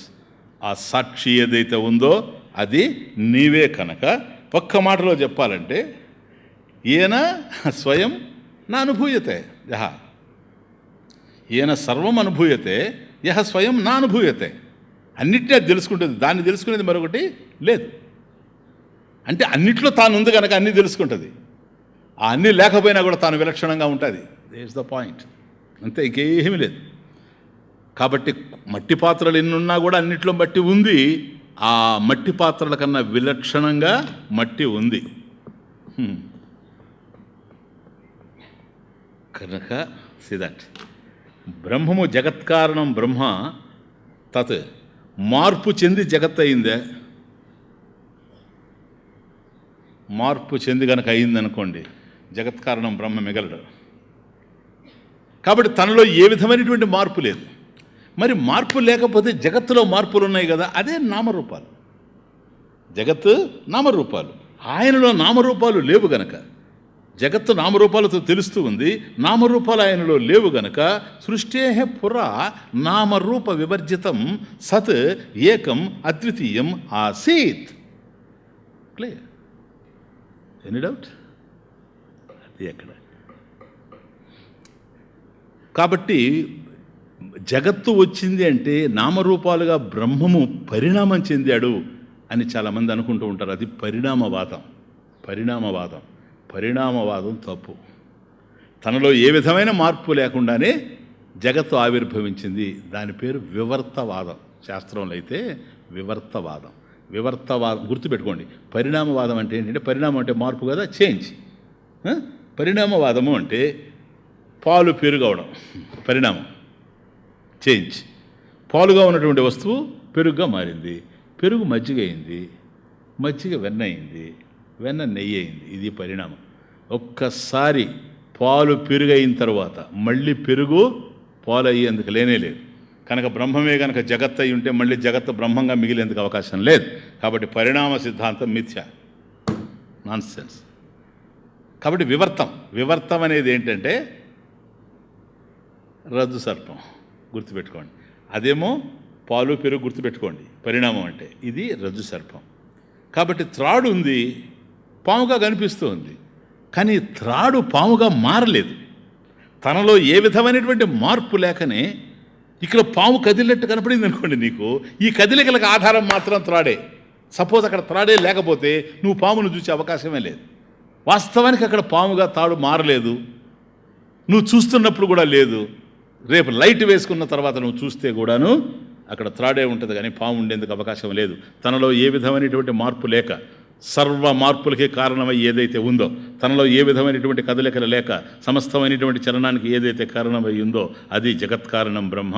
నామరూప వివర్జితం విలక్షణం. ప్లీజ్ ఇప్పుడు చెప్పండి. ఇంతకుముందు మనం అనుకున్నాం సత్కార్యం ఏదైతే ఉందో అది నామరూపాలతో జగత్తుగా తెలుస్తూ ఉంది. సద్రూపమైనటువంటి జగత్కారణం బ్రహ్మ యొక్క కార్యరూపం ఇక్కడ తెలుస్తూ ఉంది. ఏదైతే అట్లా కార్యకారణాలతో తెలుస్తూ ఉందో ఇక్కడ నామరూపాత్మకంగా దానిని మిథ్య అని అన్నాం. ఎందుకని? సత్తు మీద ఆధారపడి ఉంది కనుక. సత్తును అర్థం చేసుకోవడానికి మిథ్య అవసరం లేదు. అవసరమా? కానీ మిథ్యను చూసినప్పుడంతా మనకు సత్య జ్ఞాపకం వస్తూ ఉంటుంది. కారణం మట్టిని ఊహించకుండా కుండను ఊహించలేము కనుక, సముద్రాన్ని ఊహించకుండా అలను ఊహించలేము కనుక. సముద్ర కెరటం అన్నాను అనుకోండి, జస్ట్ లెసన్. సముద్ర కెరటం, సాగర కెరటం, జస్ట్ అట్లా కళ్ళు మూసుకొని చూడండి. ఒక కెరటమే లేస్తుందా చేటలాగా మనసులో? Imagine you can't. నేను సింగులర్ వాడుతున్నా. వేవ్, కెరటం, ఇట్ ఇస్ ఎ వేవ్, ఒక వేవ్, తరంగం. సరేనా? మీరు ఊహించండి, మీకు ఏమైనా కనిపిస్తుందేమో? మీకు సముద్రం కనపడుతుంది, సముద్రంలో కెరటం కనపడుతుంది. ఎందుకంటే సముద్రాన్ని ఊహించకుండా నువ్వు కెరటాన్ని ఊహించలేవు, మట్టిని ఊహించకుండా కొండని ఊహించలేవు. ఇది సాధ్యమయ్యే పని కాదు. కాబట్టి మట్టిని అర్థం చేసుకోవడానికి కుండ అవసరం లేదు, కానీ కుండ అర్థం కావాలంటే మట్టి ఉండాలి. ఎందుకని? అది మట్టి కొండ కనుక. Simple reason. కాబట్టి మృత్తికేత్యవ సత్యం, ది సెకండ్ హాఫ్ సెంటెన్స్. సదేవ సౌమ్య ఇదమగ్ర ఆసీత్ ఏకమేవ అద్వితీయం బ్రహ్మ. తర్వాత ఏమన్నాం మనం? దీని యథా సౌమ్య ఏకేన మృత్పిండేన సర్వం మృణ్మయం విజ్ఞాతం స్యాత్ వాచారంభణో వికారో నామధేయం మృత్తికేత్యవ సత్యం. కాబట్టి ఆ మృత్తిక ఏదైతే సత్యంగా ఉందో, నైనా ఇంపార్టెంట్ ఇక్కడే కనెక్షన్. మట్టి పాత్రలకి ఆధారమైనటువంటి మృత్ ఏదైతే ఉందో, కారణం మృత్ ఏదైతే ఉందో అదే సత్యం, కానీ మట్టి పాత్రలు సత్యం కాదు. ఇది మిథ్య, నామరూపాలు కనుక అన్నాం కదా. అట్లాగే జగత్తు నామరూపాలతో ఉంది కనుక ఇది మిథ్య, జగన్మిథ్య. దీనికి కారణంగా ఉండేటువంటి బ్రహ్మం సత్యం, జ్ఞానం అనంతం బ్రహ్మం సత్యం. క్లియర్? 1 పాయింట్. తత్ త్వం. దేహేంద్రియాదులు ఏవైతే మనకు తెలుస్తూ ఉన్నాయో ఇవన్నీ కూడాను నామరూపాలతో ఉన్నాయి. ఈ నామరూపాలకు ఆధారంగా ఉండేటువంటి త్వం పదం చేత తెలిసేటువంటి ఆత్మ చైతన్యం, అది ఉండడం వల్లనే ఇవి ఉంటూ ఉన్నాయి. ఇది కార్యరూపంలో ఉంది, అది కారణంగా ఉంది. కార్యం మిథ్య, కారణం సత్యం.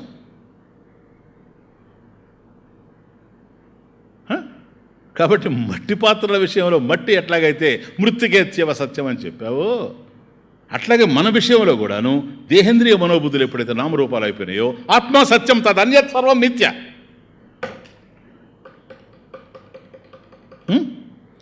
ఎస్, ఓకే స్వామీజీ, ఇప్పుడు బాగా క్లియర్ అయిపోయింది. ఏం క్లియర్ అయింది? ఇది క్లియర్ అయ్యేది కాదు అనేది క్లియర్ అయింది. ఎందుకని? ఎందుకని సిద్ధపాయ్. ఏ స్వామీజీ ఇంత మాట్లాడారే, ఇంత చిన్న విషయం కూడా మీకు అర్థం కాకపోతే ఎట్లా? ఏంటయ్య అది? మృతిక సత్యం కదా. ఎస్, మృతు సత్యం. కుండలు మిథ్య, మృతు సత్యం. అంతేగా స్వామీజీ. నామరూపాత్మకమైనటువంటి జగత్తు మిథ్యయ్యా, సత్యమేది బ్రహ్మం. మృతు సత్యం ఇక్కడ, బ్రహ్మం సత్యం అక్కడ, అంతేనా? మృతు జడం కదా స్వామీజీ, బ్రహ్మం కూడా జడమా? అందువల్ల మృత్తుని కులాలుడు కుండగా తయారు చేస్తాడే కానీ మృత్తు తనంతట తాను కుండగా తయారు కాలేదు. కాబట్టి బ్రహ్మము మృత్తు అయితే, మట్టి అయితే, మట్టి ఎట్లాగైతే జడమో బ్రహ్మం కూడా జడం గనక బ్రహ్మం నుండి జగత్తు రావడానికి ఇంకొక బ్రహ్మం ఉండి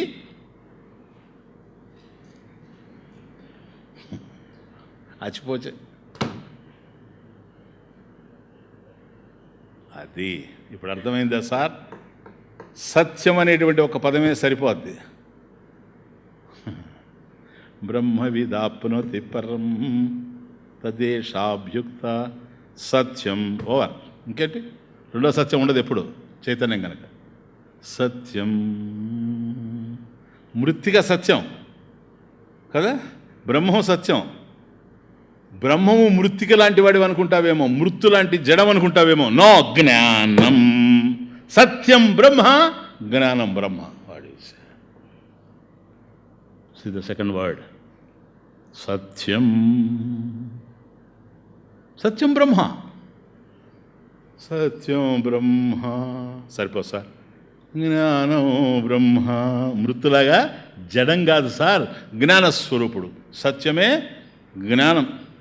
సత్యరూపుడైనటువంటి భగవంతుడు జ్ఞానమయుడు. సత్తయా హిచ్చిత్.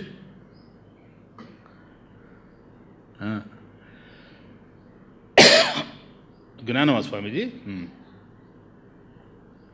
అయితే సత్యం ఎట్లాగైతే అసంపూర్ణమైన పదమో జ్ఞానం కూడా అంతే. జ్ఞానం కూడా అంతే.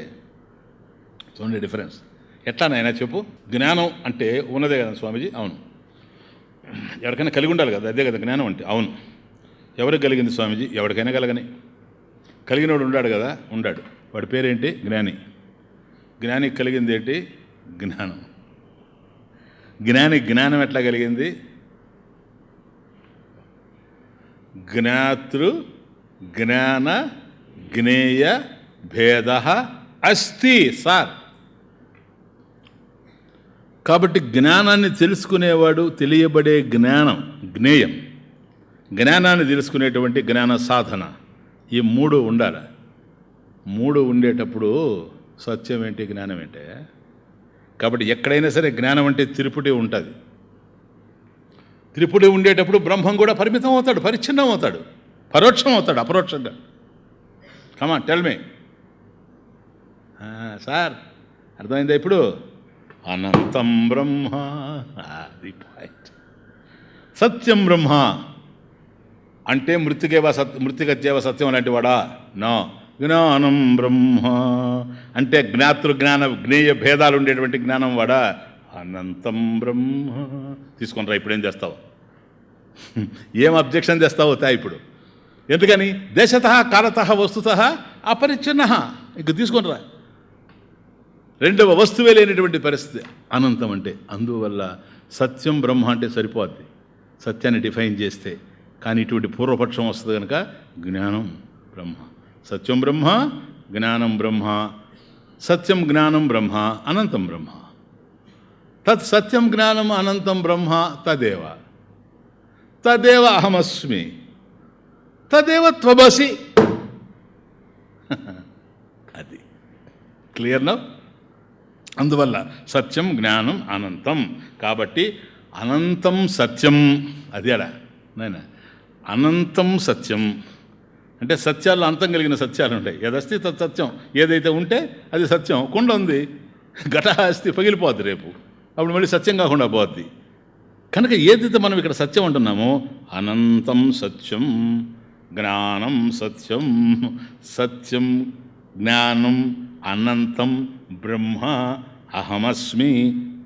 అహం త్వమేవా త్వమేవాహం.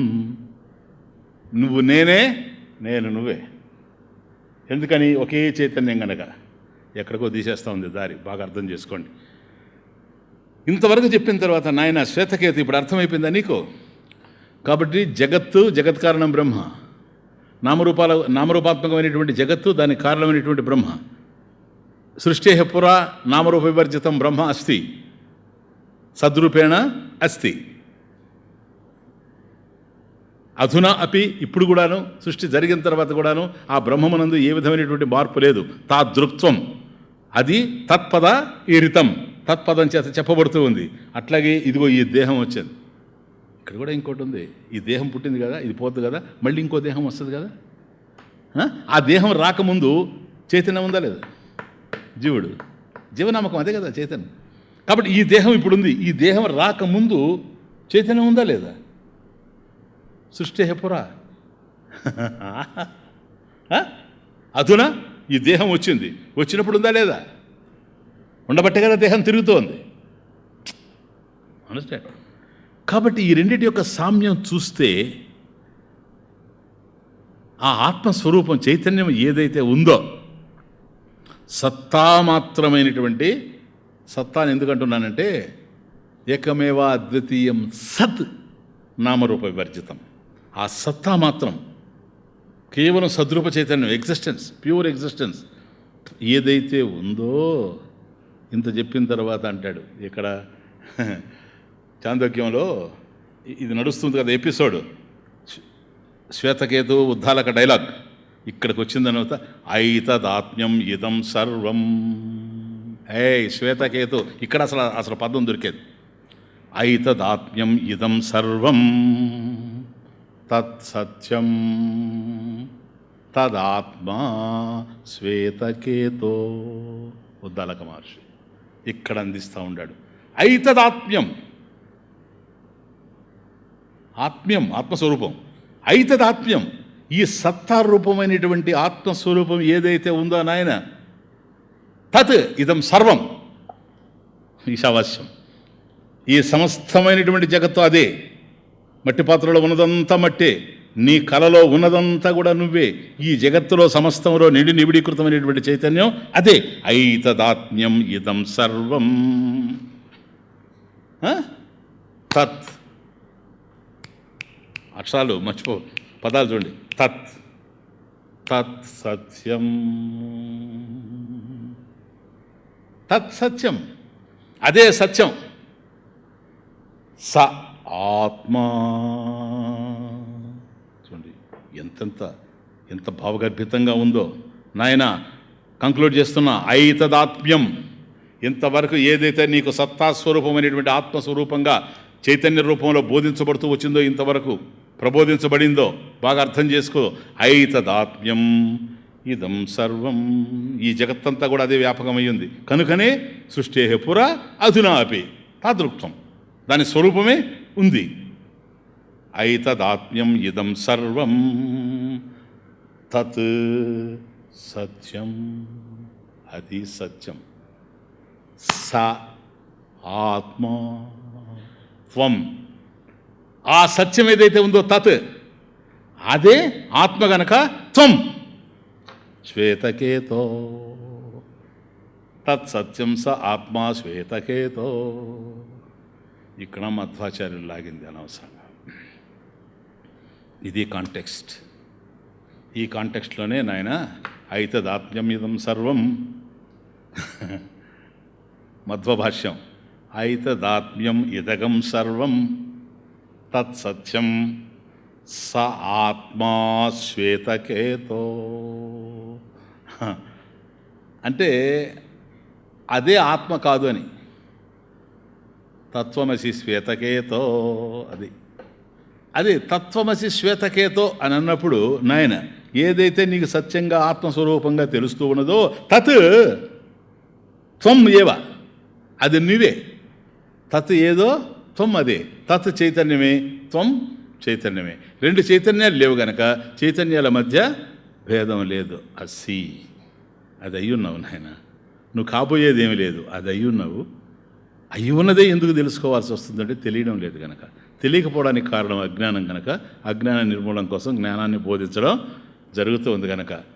స ఆత్మా శ్వేతకేతో. శ్వేతకేతో, ఓ కెరటమా శ్వేతకేతో, యు ఆర్ ద ఓషన్. ఏ కెరటమా, నువ్వే కడలి. See the beauty. అదే శ్వేతకేతో అంటే. సా ఆత్మా శ్వేతకేతో, అది నువ్వేరా శ్వేతకేతో. ఆ బ్రహ్మం ఎవరో, జగత్కారణం బ్రహ్మ. అదే త్వంపదంతో తెలియబడేటువంటి దేహేంద్రియాతీతమైనటువంటి ఆత్మ చైతన్యం. తత్ త్వమేవ శ్వేతకేతో. కాబట్టి ఒక్కసారి ఒక అలతో మాట్లాడితే, హే కెరటమా కడలి నువ్వేని దిగ్భ్రాంతి చెందుతుంది. అది నేనెంత, వాట్ యామ్ ఐ, నేను ఒకవేళ అంతవరకు ఎగరగలనేమో. ఇదిగో మా పక్కన నా సిస్టర్ ఉంది, ఆవిడ ఇంకొద్ది ఎగరగలదేమో. ఎక్కడ సముద్రం? సముద్రం యొక్క గంభీరత ఎంత, సముద్రం యొక్క చుట్టుకొలత ఎంత, సముద్రం యొక్క వైశాల్యం ఎంత, నేనెంత, సముద్రంలో ఉండే జలం ఎంత, ఇంకా దాని ఇష్టం. అది ఎన్ని రకాలుగా ఆలోచించుకున్నా ఆవేదన చెందాల్సిందే. వాస్తవం మాత్రం అది గ్రహించాలి. అందువల్ల కథం, నేనెట్లవుతానయ్యా? నేను కెరటం కదా, నేను కడలు ఎట్లవుతాను? నేను అలను కదా, నేను సముద్రం ఎట్లవుతాను? ఎట్లవుతావా? నీకు అదే కారణం కనుక. జగత్తుకి జగత్ కారణం బ్రహ్మ ఎట్లాగో, నామరూపాలు తెలిసేటువంటి ఓ కెరటమా, ఓ అలా, నీకు కారణం వర్షనే గనక. అదే ఆడ. అయితే యతో వాయుమాని భూతాని జాయంతే, టక్ టక్ టక్ టక్ కనెక్షను ఉపనిషత్తు అంతా. యతో వాయుమాని భూతాని జాయంతే ఏన జాతాని జీవంతి యత్ ప్రయంత్యభిశంవిశంతి. ఈ భూతములన్నీ కూడా ఎక్కడి నుంచి అయితే వచ్చాయో, అలా వచ్చిన తర్వాత ఇందులో ఉన్నవో దేనిలో విలీనమైపోతూ ఉన్నవో. కాబట్టి యథోవాయమాని భూతాన్ని జాయంతే, ఎక్కడి నుంచి అయితే ఈ సమస్తమైనటువంటి ప్రపంచం వచ్చిందో, ఎవరిలో ఉందో, ఎవరిలో విలీనం అయిపోతుందో, కెరటాలన్నీ కూడా ఎందులో నుంచి అయితే వచ్చాయో, ఎందులో ఉంటూ ఉన్నవో, ఎందులో విలీనం అయిపోతాయి.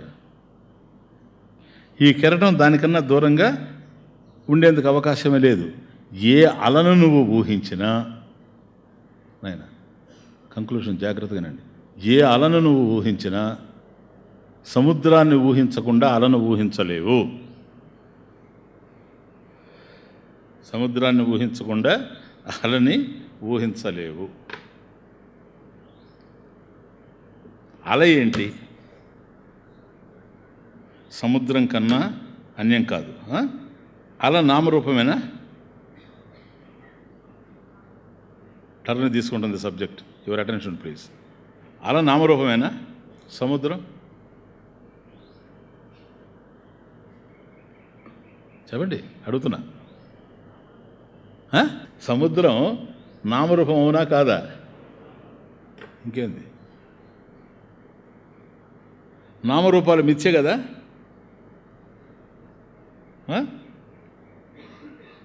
అలా మిథ్య కదా.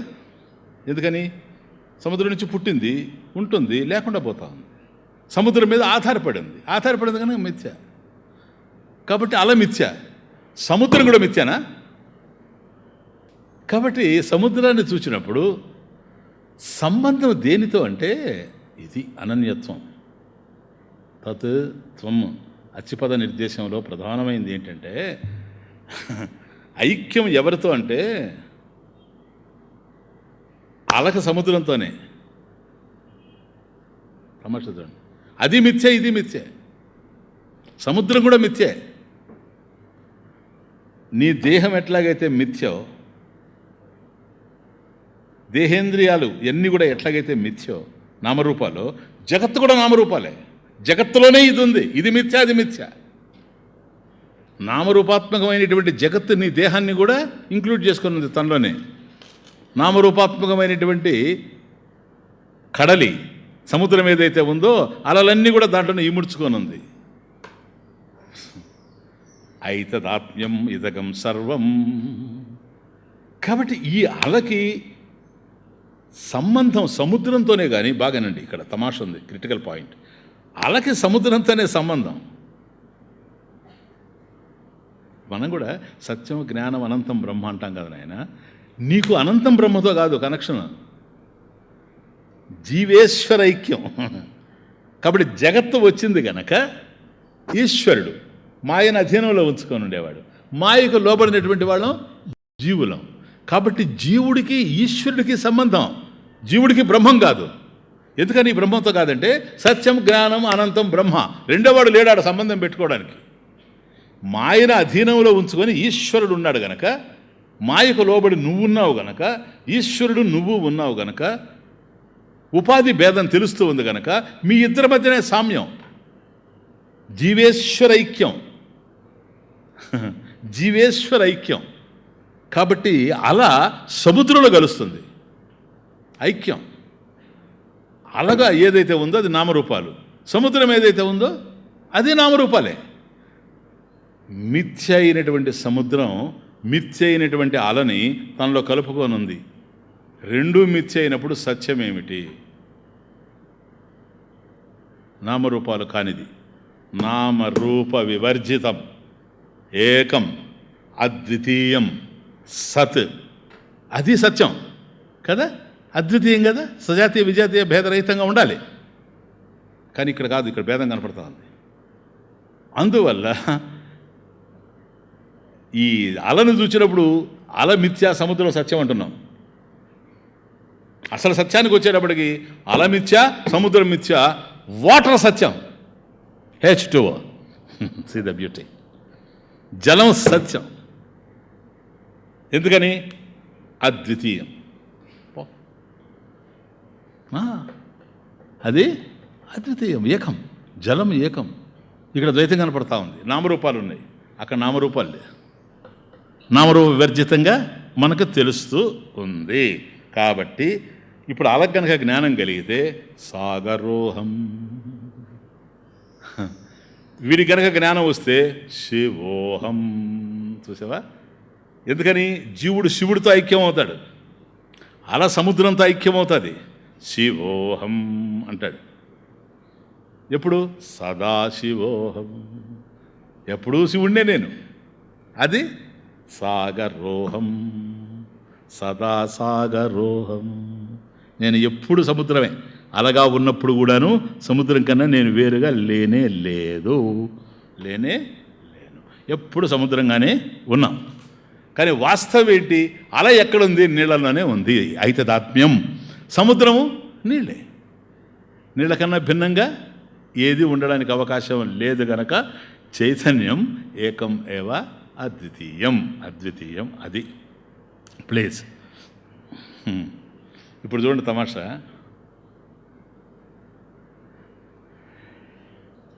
నేను అలా అని తెలిసి అలనైనటువంటి నేను నిన్నటి వరకు, ఇప్పటి వరకు, ఈ బోధ జరగనంత వరకు, ఇప్పుడు ఒక్కసారి తెలుసుకున్నాను నేను సముద్రమేనని. బాగానే ఇది అనుభూతి.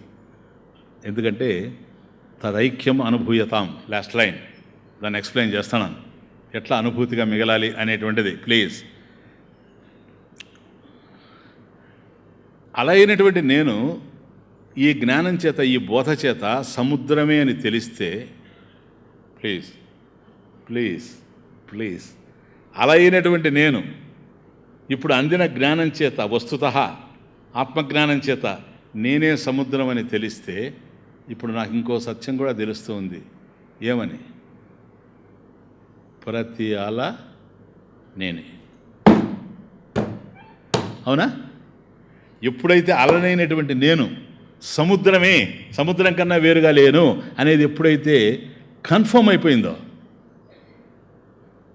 నిశ్చయమైందో, ప్రతి అల సముద్రమే గనక నేను సముద్రమైనప్పుడు ప్రతి అల నేనే. నీకు నాకు తేడా ఎక్కడుందో చెప్పు.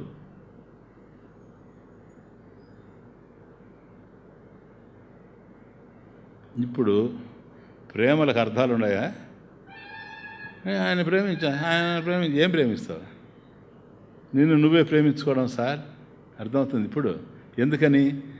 ఒక అల ఇంకొక అల దగ్గర పోయి గుచ్చుకొచ్చుకొచ్చుకో అన్నది అనుకోండి, అది ఉండ పుచ్చుకొచ్చుకొచ్చు కదా, ఏందే మీ ముఖాలు రెండు కలిసి పడిపోతే నీళ్ళే, ఇంకేమీ లేదు. The gospels quite correctly establish as the law of highest morality. The gospels quite correctly establish as the highest law of morality. Love your neighbour as thyself. But why should I do so? Since by the order of nature I feel pain and pleasure only in myself, not in my neighbor. The answer is not in the Bible. It is in the Veda. The great formula, Tattvamasi, which gives in 3 words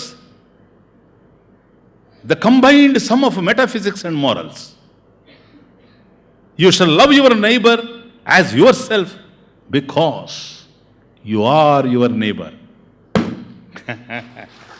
What an amazing statement. German Orientalist doctor Paul Deussen మన దేశానికి వచ్చాడు, సంస్కృతాన్ని అధ్యయనం చేశాడు. మహాపండితుడు Paul డూసన్ అంటే చిన్న విషయం కాదు. చాలా ఉపనిషత్తుల మీద ఆయన కామెంట్స్ ఉన్నాయి, బ్రహ్మసూత్రాల మీద కామెంట్స్ ఉన్నాయి పౌల్ డూసన్, నేను చదివానవి. అటువంటి వాడు మన దేశంలో చాలా కాలం ఉండి సంస్కృతాన్ని అధ్యయనం చేసి మన శాస్త్రాలని లోతుగా పరిశీలించి ఉపనిషత్తు జ్ఞానాన్ని వంట పట్టించుకొని అటువంటి వాడు తిరిగి మళ్ళీ జర్మనీ దేశానికి వెళ్ళేటప్పుడు ఆయనకి బొంబాయిలో ఒక ఫేర్వెల్ పార్టీ జరిగింది. అక్కడ వీడ్కోలు సభలో మాట్లాడాడు ఈ మాట. ఇక్కడికి రాకముందే బైబిల్లో అతను నిష్ణాతుడు, పండితుడు, గొప్ప పండితుడు, క్రిస్టియన్, క్రైస్తవుడు, పైగా మహాపండితుడు, క్రైస్తవుడు. ఈ మాట మాట్లాడినప్పుడు కూడా క్రైస్తవుడే తానేం మత మార్పిడి చేసుకోలేదు. పిచ్చోళ్ళకు ఉంటుంది ఆ పని అంతా, మత మార్పిడి పనులు. జ్ఞానం ఉండేవాడు ఎవడు చేసుకోడు, మతి మారితే చాలు, మతం మారాల్సిన అవసరం లేదు. అర్థమవుతుంది? ఆ సభలో మాట్లాడాడు ఈ మాట. Amazing. The gospels quite correctly establish as the highest law of morality. Love thy neighbour as thyself. సువార్తలు, ది గాస్పెల్స్ అంటే బైబిల్ నీ పొరుగువాడిని నువ్వు ప్రేమించు, నీలాగే ప్రేమించు, నీలాగే, అది ఇంపార్టెంట్. నీ పొరుగువాడిని ప్రేమించంటే వేరే. Love thy neighbour is different. Love thy neighbour as thyself. నీ పొరుగువాడిని నీలాగే ప్రేమించు అనే ఉత్కృష్టమైనటువంటి ధర్మాన్ని నిర్ధారణ చేసింది బైబిల్ అన్నాడు. Yes, no doubt. Gospels quite correctly, చక్కగా నిర్ధారణ చేసింది అన్నాడు. Quite correctly establish as the highest law of morality. నీ పొరుగువాడిని నీలాగా ప్రేమించు అని అత్యున్నతమైనటువంటి ధర్మాన్ని చెప్పింది. Okay, but why should I do so? Since by the order of nature I feel pain and pleasure only in myself, not in my neighbour. అయ్యా, నా పొరుగువాడిని నాలాగే ప్రేమించమని చెప్తున్నావు కదా, కానీ నా పొరుగువాడిని నాలాగే ఎట్లా ప్రేమిస్తాను నేను? నా సుఖాలు నావి, నా దుఃఖాలు నావి. వాడి సుఖాలు వాడి, వాడి దుఃఖాలు వాడివి. వాడి సుఖాలు నా సుఖాలు కాదు, నా సుఖాలు వాడి సుఖాలు కాదు. నా దుఃఖాలు వాడి దుఃఖాలు కాదు, వాడి దుఃఖాలు నా దుఃఖాలు కావు. అలాంటప్పుడు వాడి జీవితం వేరుగా ఉంది, నా జీవితం వేరుగా ఉంది. వాడిని నాలాగే ఎట్లా ప్రేమిస్తాను? ప్రేమించమని చెప్పు, నాకు ఐ హ్యావ్ నో అబ్జెక్షన్. నాలాగే ప్రేమించడానికి నా సుఖాలు నా దుఃఖాలు వాడి అవుతాయా అని నేను ప్రశ్నించాను బైబిల్ని. The answer is not in the Bible. దీనికి సమాధానం నీ పొరుగువాడిని నీలాగే ప్రేమించు అని చెప్పినటువంటి బైబిల్ గ్రంథం, సర్వోన్నతమైనటువంటి ధర్మం, సువార్త, దీనికి సమాధానం చెప్పలేదన్నాడు. The answer is not in the Bible. ఈ యొక్క ధర్మాన్ని ప్రవచించినటువంటి బైబిల్లో దీనికి సమాధానం లేదు. బట్ అయితే ఇట్ ఈజ్ ఇన్ ద వేద, వేదంలో ఉంది. క్రైస్తవుడు సార్ డాక్టర్ పాల్ డూసన్ ఎటువంటి స్కాలరు, ఆయన మాట్లాడుతున్నాడు, మేధావి. ఇట్ ఈస్ ఇన్ ద వేద, ఇన్ ద గ్రేట్ ఫార్ములా తత్వం అసి. ఒక గొప్ప సిద్ధాంతంలో ఉంది దీనికి ఆన్సర్ అన్నాడు. నీ పొరుగువాణ్ణి నీలాగా ప్రేమించనేటువంటి దానికి ఆన్సర్ ఎక్కడ ఉందంటే ఒక గొప్ప సిద్ధాంతం వేదంలో ఉంది. ఏంటిది? తత్వమసి, విచ్ గివ్స్ ఇన్ 3 words. ఆ సిద్ధాంతం ఏం చెప్తా ఉంది? 3 పదాల్లో చెప్తా ఉంది తత్వమసి. Which gives in 3 words the combined sum of metaphysics and morals. ధర్మాన్ని, తత్వాన్ని సంపూర్ణంగా కలిపి అందులో ఇచ్చేస్తూ ఉంది అన్నాడు. ఎందుకని? నీ పొరుగువాడిని నీ విధంగా నీలాగా ప్రేమించు. ధర్మం ఎందుకు ప్రేమించాలి? తత్వం కావాలి దానికి. తత్వం, metaphysics. Which gives in 3 words the combined sum of metaphysics and morals. You shall love your neighbour as thyself. నీ పొరుగువాడిని నీలాగే ప్రేమించి తీరాలి. ఎందుకని? Because you are your neighbour. ఏ కెరటమా, ఆ పక్క కెరటం నువ్వేనే. అర్థమవుతుంది? ఓ అలా ఆ పక్క అలా నువ్వేనే. నీకు అది ఎప్పుడు తెలుస్తుంది తెలుసా? సముద్రం ఏంటో నీకు తెలిస్తే, నువ్వే సముద్రం అని నీకు అర్థమైతే ఏ అలకు కూడా నువ్వు దూరంగా లేవని నీకు అర్థమవుతుంది. కాబట్టి హిందువు తనలాగే ప్రేమించగలడు. ఎందుకని? తనకన్నా అన్యంగా రెండవది లేదనేటువంటి సత్యం హిందువుకు తెలుసు కనుక. పొరుగింటోడిని ప్రేమించు, రెండో ఇంటివాడిని ప్రేమించు, మూడో ఇంటివాడిని ద్వేషించు, నాలుగో ఇంటివాడిని ప్రేమించు, ఐదో ఇంటివాడిని ద్వేషించు. ఇది కాదు. నువ్వు ప్రేమించని చెప్పాల్సిన అవసరం లేదు సార్. వాడు ప్రేమించకుండా ఉండలేడు. ఆత్మ ఉపమ్యేన భూతేషు, ఆత్మ ఉపమ్యేన భూతేషు దయాం కుర్వంతి సాధవః. చూసారా? స్మృతి ఏం చెప్తుందో చూడండి. ఆత్మ ఉపమ్యేన, ఆత్మ సదృశ్యం చేత. ఆత్మసాదృశ్యం. నేను ఆత్మే, అతనే ఆత్మ గనక ఆత్మ ఉపమ్యేన సర్వత్ర, అన్ని చోట్ల కూడాను, సర్వత్ర అందరిలో అన్ని చోట్ల దయాం కుర్వంతి సాధవః.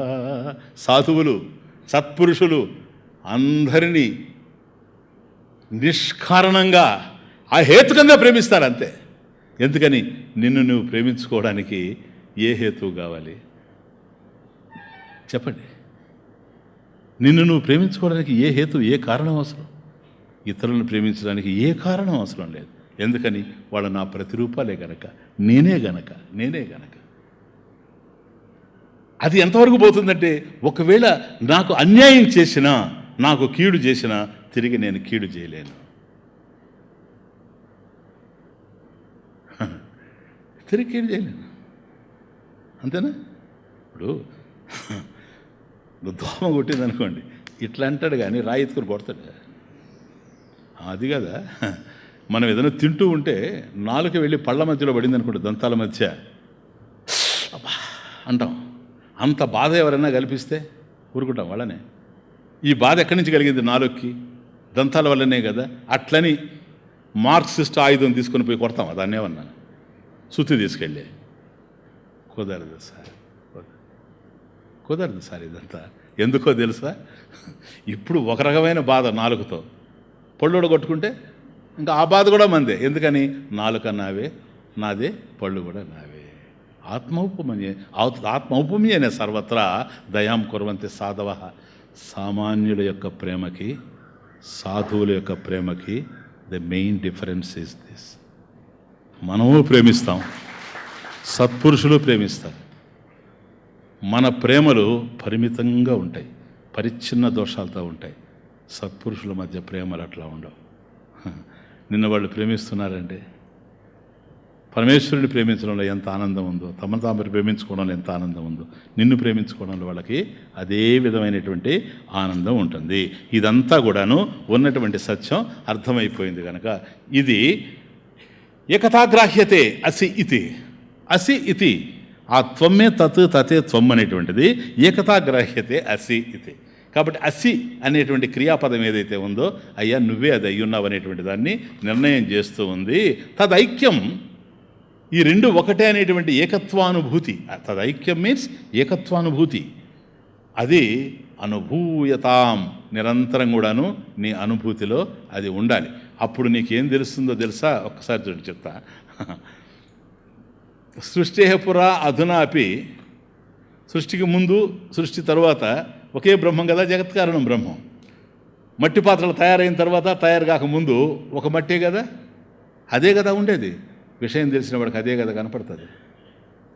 నువ్వు ఎంత అందమైనటువంటి ఆభరణాన్ని నువ్వు తీసుకెళ్ళి గోల్డ్ స్మిత్ దగ్గర ఇచ్చి, షరాబు కొట్లో ఇచ్చి డబ్బు ఇవ్వమంటే, చూడండి సార్ ఎంత అద్భుతంగా ఉంది, వాడు దాన్ని చూచి ధరగట్టి, అయ్యా ఇది 50 గ్రాములు ఉంది అని అన్నాడు అనుకోండి.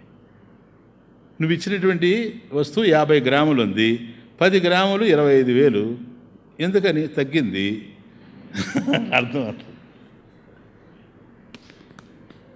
సరే తగ్గింది. 10 గ్రాములు అండి, ఇది ఇంత అవుద్ది, తమాషా చూడండి అని చెప్పాడు అనుకోండి. వాడు ఏంటి సార్ మీరు ఎంతసేపటికి ఆ గోల్డ్ వ్యవహారమేనా మీది? చూడండి సార్, ఆర్నమెంట్ చూడండి సార్, ఎంత అందమైనటువంటి రూపాలు దిద్దుండాడు చూడండి సార్ శిల్పి. నాయన నువ్వు అమ్మడానికి వచ్చావా, కళాపోషణకు వచ్చావా? తమది కళాపోషణ ఉంచుకో, నాకు అవసరం. నాది గోల్డ్ బుద్ధి, బంగారు బుద్ధి. నీ కళలు పక్కన తీసిపెట్టు, నాకు అనవసరం. నేను గోల్డ్నే చూస్తాను, నాకు ఇంకోటి అనవసరం. నేను కొనేది గోల్డే, కానీ నువ్వు ఇచ్చిన తర్వాత నీ కళలు నా దగ్గర కరిగిపోతాయి. ఇళ్ళలో కళలు కరిగిన వేళ ఇళ్ళకు దీపము నీవే, కళకు జీవము నీవే, నీవే కృష్ణ ఇళ్ళకు దీపము నీవే. ఇళ్ళలో కళలు కరిగిన చోట మిగిలిన ఆశ రూపము నీవే, ఇళ్ళకు దీపము నీవే. ఎవడికి కావాలి నీ కళలు? మార్పు చెందేటి, మార్పు లేని సత్తా, ఏకమేవ అద్వితీయం గోల్డ్. కాబట్టి నీది కళ చూచే బుద్ధి. కళ కావాలంటే ఉంచుకో, డబ్బు కావాలంటావా, నాది గోల్డ్ బుద్ధి, బంగారు బుద్ధి, బంగారును చూసేటువంటి బుద్ధి. ఎందుకని? అదే అధిష్టానం కనుక. రూపాలు మారుతూ ఉంటాయి, బంగారు అట్లాగే ఉంటుంది. ఇప్పుడు ఆ బంగారును చూసి నన్ను ఆర్నమెంట్ చూశాడు, చూసారా ఆభరణం. ఆభరణం చూసినప్పుడు కూడాను షరాబుకి ఏం కనపడతా ఉంది? అది తమాషా. ఇప్పుడు కుండ మట్టేనని తెలిసిన వాడికి కుండను చూస్తుంటే కూడా మట్టే కనపడతా ఉంటుంది. నేను అదే చెప్పింది మీకు, మట్టిని ఊహించకుండా కొండను ఊహించలేడు, సముద్రాన్ని ఊహించకుండా అలను ఊహించలేడని. కాబట్టి కులాలు నువ్వు తెలుసు కనుక. అందుకనే కాదు, ఇప్పుడు కావాలంటే భార్య మీద కోపం వస్తే చంపి ఇసిరి కొడతాడు, కానీ కొండని ఇసిరి కొట్టమానండి. ఎందుకంటే చెంబే గనక అది మహా అయితే చొట్టబడుతుంది, అంటే చొట్ట తీయడానికి చాలామంది ఉన్నారు కదా, సరేనా? అదే కుండ పగిలిందని కూడా కష్టమైపోవాలి. సీదా పాయింట్ వస్తువు. కాబట్టి కుండ ఉన్నప్పుడు కూడాను అది మట్టి అనేటువంటి జ్ఞానం ఉండడం వల్లే విసిరి కొట్టడం లేదు అంటాను. మరి జగత్తును చూస్తున్నప్పుడు కూడా కంక్లూడ్ చేస్తున్న ఈ సెంటెన్స్తో, జగత్తును చూస్తున్నప్పుడు కూడా ఈ మట్టి పాత్రలన్నీ మట్టి నుండే వచ్చాయి అని తెలిసినటువంటి జ్ఞానికి ఆ పాత్రలను చూస్తూ ఉంటే కూడా వాటిలో ఎట్లాగైతే మట్టే కనిపిస్తూ వచ్చిందో, సృష్టేహ పురా సత్ ఏకమేవ అద్వితీయం అనేటువంటి జగత్కారణం బ్రహ్మ అధునాపి ఇప్పుడు కూడా అదే ఉంది అని తెలిసినప్పుడు ఆ మట్టే ఈ కొండల్లో ఉంది అనేటువంటి సత్యాన్ని కులాలుడు ఎట్లాగైతే చూస్తూ ఉన్నాడో, బ్రహ్మజ్ఞాని నామరూపాత్మకమైనటువంటి జగత్తును చూస్తూ ఉండిన సర్వత్ర సమదర్శన, సర్వత్ర సమదర్శన. కొండ ఉంది కదా, కానీ తనకేం తెలుస్తుంది? మట్టి తెలుస్తుంది. కొండ ఏమైంది?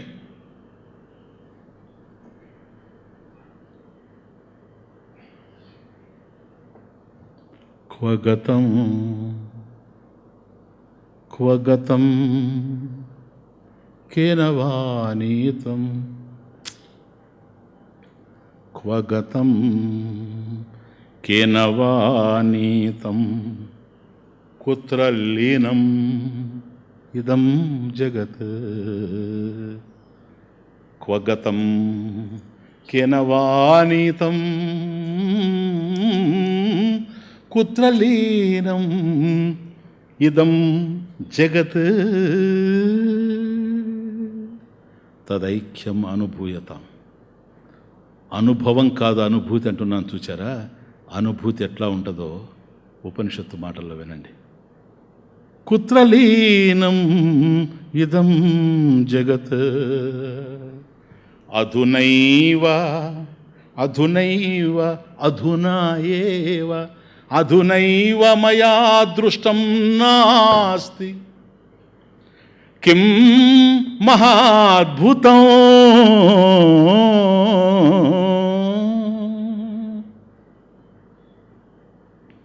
గతం. ఏమైంది? అది ఎక్కడికి పోయింది? ఏది ఎక్కడికి పోయింది? గతం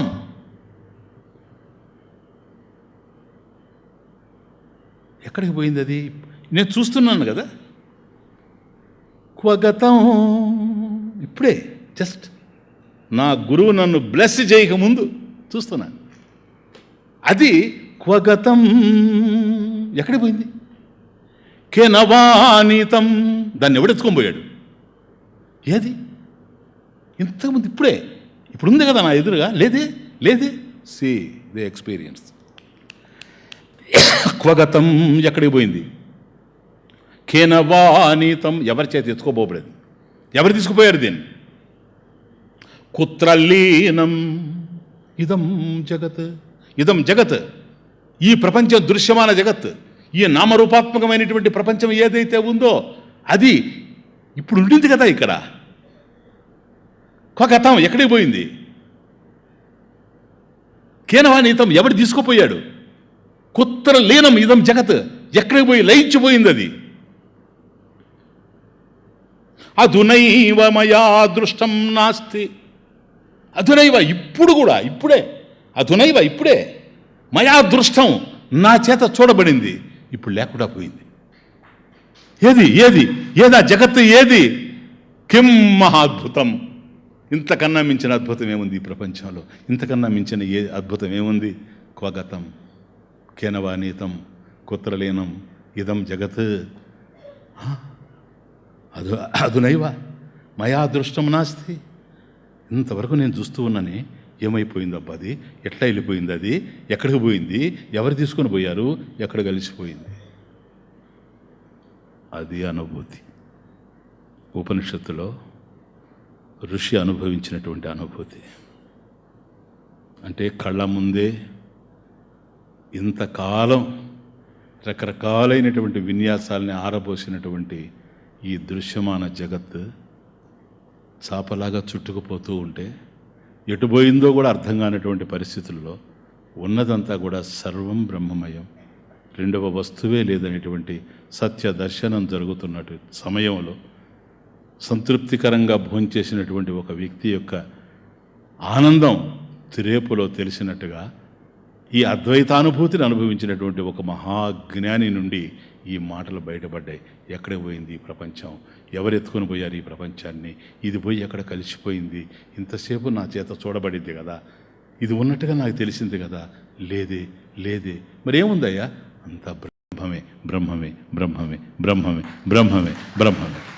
తత్ అది త్వం అసి, నీవే అయ్యున్నావు, నీవే అయ్యున్నావు, నీవే అయ్యున్నావు.